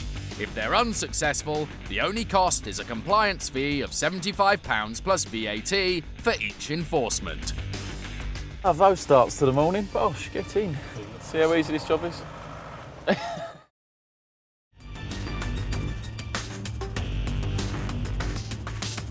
It's a breakfast time start for the sheriffs. Lawrence and Kev are heading east out of London. We're on our way to Hertfordshire at the moment. It's 20 past 8. We're going to a car dealer, Ash Vehicle Sales. It is a limited company. We haven't got limited on our paperwork. We've just got Ash Vehicle Sales. The man the sheriffs are on their way to help is bright young spark Graham Masnick. He currently lives in Ryde on the Isle of Wight. I've been training for electrician for about 1.5 years now, about halfway into a 3-year course. Graham's ambition is to become a fully qualified electrician, so he's been working and studying hard as an apprentice to learn his trade. As well as qualifications, he also needs a vehicle to get him from job to job. It's essential to get my own transport, to get myself into business really. Saved up about 3,600 and had a part exchange and wild car. Graham spent over 2 months searching online before finding Ash Vehicle Sales, a garage that was selling an ideal vehicle, a Mitsubishi L200. So I looked through his website and it seemed pretty genuine, and it quotes on there that I'm a trustworthy salesman, dealer, and he's always there to help. Graham made the journey to Cambridge to check out the vehicle. He was thrilled with the Mitsubishi 4x4. When I turned up, he's a friendly guy, gave me a chit-chatter as a car dealer would. The vehicle already had the key in it, took it for a test drive, was happy with it. The guy took the cash, and a couple of moments after that, he left. Graham was happy with the vehicle, and having paid £5,050, made the journey back home. But he wasn't expecting what was to happen next. Went to lock it, couldn't even take the key out of the ignition barrel. Me and my dad was there for about half hour. Pretty frustrated, and at the time I was very angry. With no way of removing the key from the ignition, Graham couldn't lock the doors to secure the vehicle, rendering it unusable. He desperately needed the car for work, so contacted Ash Vehicle Sales many times to get the 4x4 fixed, but the company director wasn't interested. It was pretty wrong really, because he sold me the car and at one point tried to rectify the situation. I mean, like, if I was an electrician, I went to someone's job and I had a problem, I'd say, look, just don't worry about it, I'll be around like, as soon as I can to fix it. It's bang out of order. The company director refused to acknowledge any of Graham's letters or phone calls, so his only option was to get the vehicle fixed himself at a Mitsubishi garage. The bill after we taken it to Mitsubishi garage was £526. I sent him an invoice for the work to be done. He couldn't have done the work because it had to be done by a Mitsubishi dealer. Ash Vehicle Sales didn't acknowledge the invoice or respond.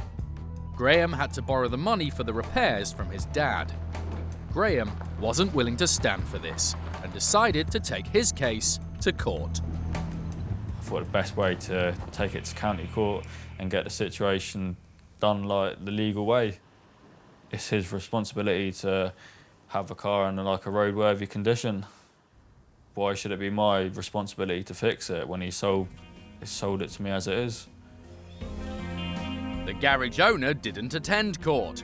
In his absence, a judgment was issued in Graham's favour, and he was awarded £695.67. Since the judgment, Graham still hasn't heard from Ash Vehicle Sales. Now he has one last hope: the sheriffs.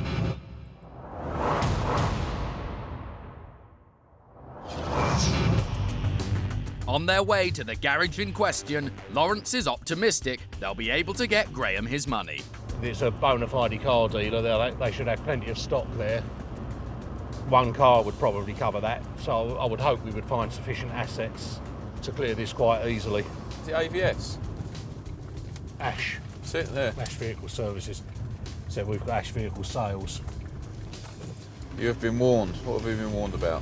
I don't know, satellite dishes? Satellite dishes?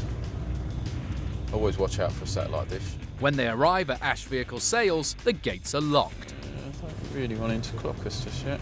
No, it's a bit... He's on us. Yeah, a bit slow. He's on us.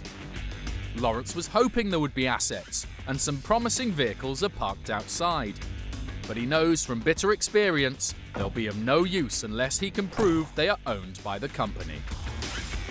Morning. Looking for Ash Vehicle Sales? Yeah. That yourself, is it? I am, yeah. Show you some ID. We've got a High Court writ to execute against Ash Vehicle Sales on behalf of a Graham Manzik. We're ordered here today to remove goods to the value of £1,640.95p, and the only way to prevent further action is to pay in full. Graham Manzik. Yeah, Maznik, M-A-Z-N-I-K. You know him? Come in the office, I don't know. I can't see why you guys just turned up out of the blue. Because you've got a CCJ against you. Go out there, I don't want your workshop. The owner of AVS asks our camera to stay outside. At first, he doesn't remember the case, so Lawrence shows him the writ to try and jog his memory. The company boss then says he's recently moved house and that the paperwork must have been delivered to his old address. But Lawrence isn't buying the story. He points out the address on the writ is this very garage. Lawrence emphasises again that with a live writ, he has to either collect the money or assets today. The director realises that his only option is to pay the money today, and he offers Lawrence a cheque. But the sheriffs don't take cheques, so he'll have to find another way. He's going to pay on a card now and get this out of the way, so we're just going to list down some goods. He's got this Porsche out the front here, so we'll put that down on our paperwork. But he's going to pay anyway, so no, it's all good. It's been another good result for the sheriffs, and for Mr. Maznik, who will get his money back. But even though they won't need to remove vehicles today, Kev can't help taking a professional view of the garage owner's Porsche. No 5 Boxster, 4.5, 5 grand. Fairly quick, in, out, got the payment, onto the next job. Couldn't be better really from a car dealer.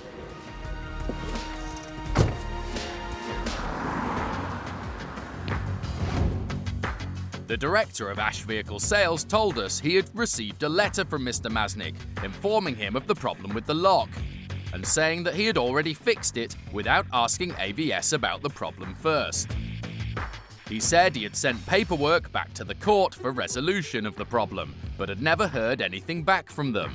He said he had no other option than to pay the debt, but felt it shouldn't have gone as far as it had, for which he blamed the court.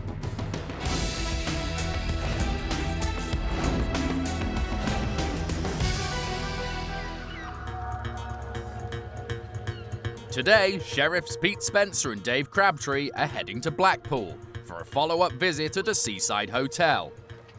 They're going there on behalf of a disabled former guest. Left so dissatisfied with the service he received, he went to court to get his money back.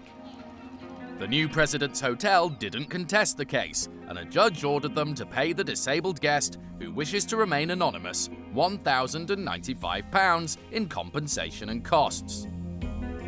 But not one penny has since been paid.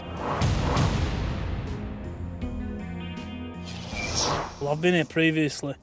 The defendant's name was actually in a different name last time when I attended. What they've obviously done is they've taken it back and got the defendant's name, her personal name plus the limited company name as well. And Shaz has been sent a copy of the new order, supposedly, according to this. Last time Pete was here, he listed all the goods inside the hotel, but the owner claimed nothing belonged to her, but instead to a limited company, Eastview Leisure. Now, with this company also on his High Court writ, Pete's going back to finish what he started, and won't be taking no for an answer. Time to head inside and ring for service. From the High Court. We've got an High Court writ to attend here today. Can you get her on the phone if possible? Thank you. The receptionist says the owner isn't around. That's fine. You need to go to we are removing goods today, so she needs to be in touch. Okay. While the receptionist tries to get the owner on the phone, Dave gets on with the familiar task of sizing up the hotel's assets. I've actually listed all the beds and TVs here previously. Meanwhile, the hotel's accountant turns up to talk to Pete. Good afternoon. Yes, that's fine. Come through and have a... He doesn't wish to be identified, and so, not to get in the way of the sheriff's work, our camera stays out of the way. While Dave sizes up any assets on site, next door, Pete gets straight to the point on behalf of the disgruntled disabled guest. The accountant says the owner is at the dentist and won't be back until the afternoon, and he has no means of paying. This isn't good enough for Pete, who's staying put until he's got the former guest his money. They've been given an hour, but we will start unplugging the computer systems within the next 15 minutes if they haven't come up with a payment. With the minutes ticking by, Pete and Dave take the time to work out what goods will be best to remove. There's tables, isn't there? Yeah, we can't fit them in Van Dijk. Yes. And this looks like being a big removal for the sheriffs. Big hotel, innit? But, just in time, a woman arrives with a bank card and agrees to pay. So Dave fires up the trusty chip and pin machine. Meanwhile, our camera is asked to stay outside. But the payment won't go through. Finally, the woman tries a different card, and the payment goes through. With their mission complete, it's checkout time for the sheriffs, and payment in full for the former guest. Yeah, that's a good one, paid in full on a credit card. It did come down to potentially unplugging the computers, giving the option to put things on a memory stick. Yeah, good. Payment in full, 265,807 with the card charge on there, so the claimant will be happy with that one.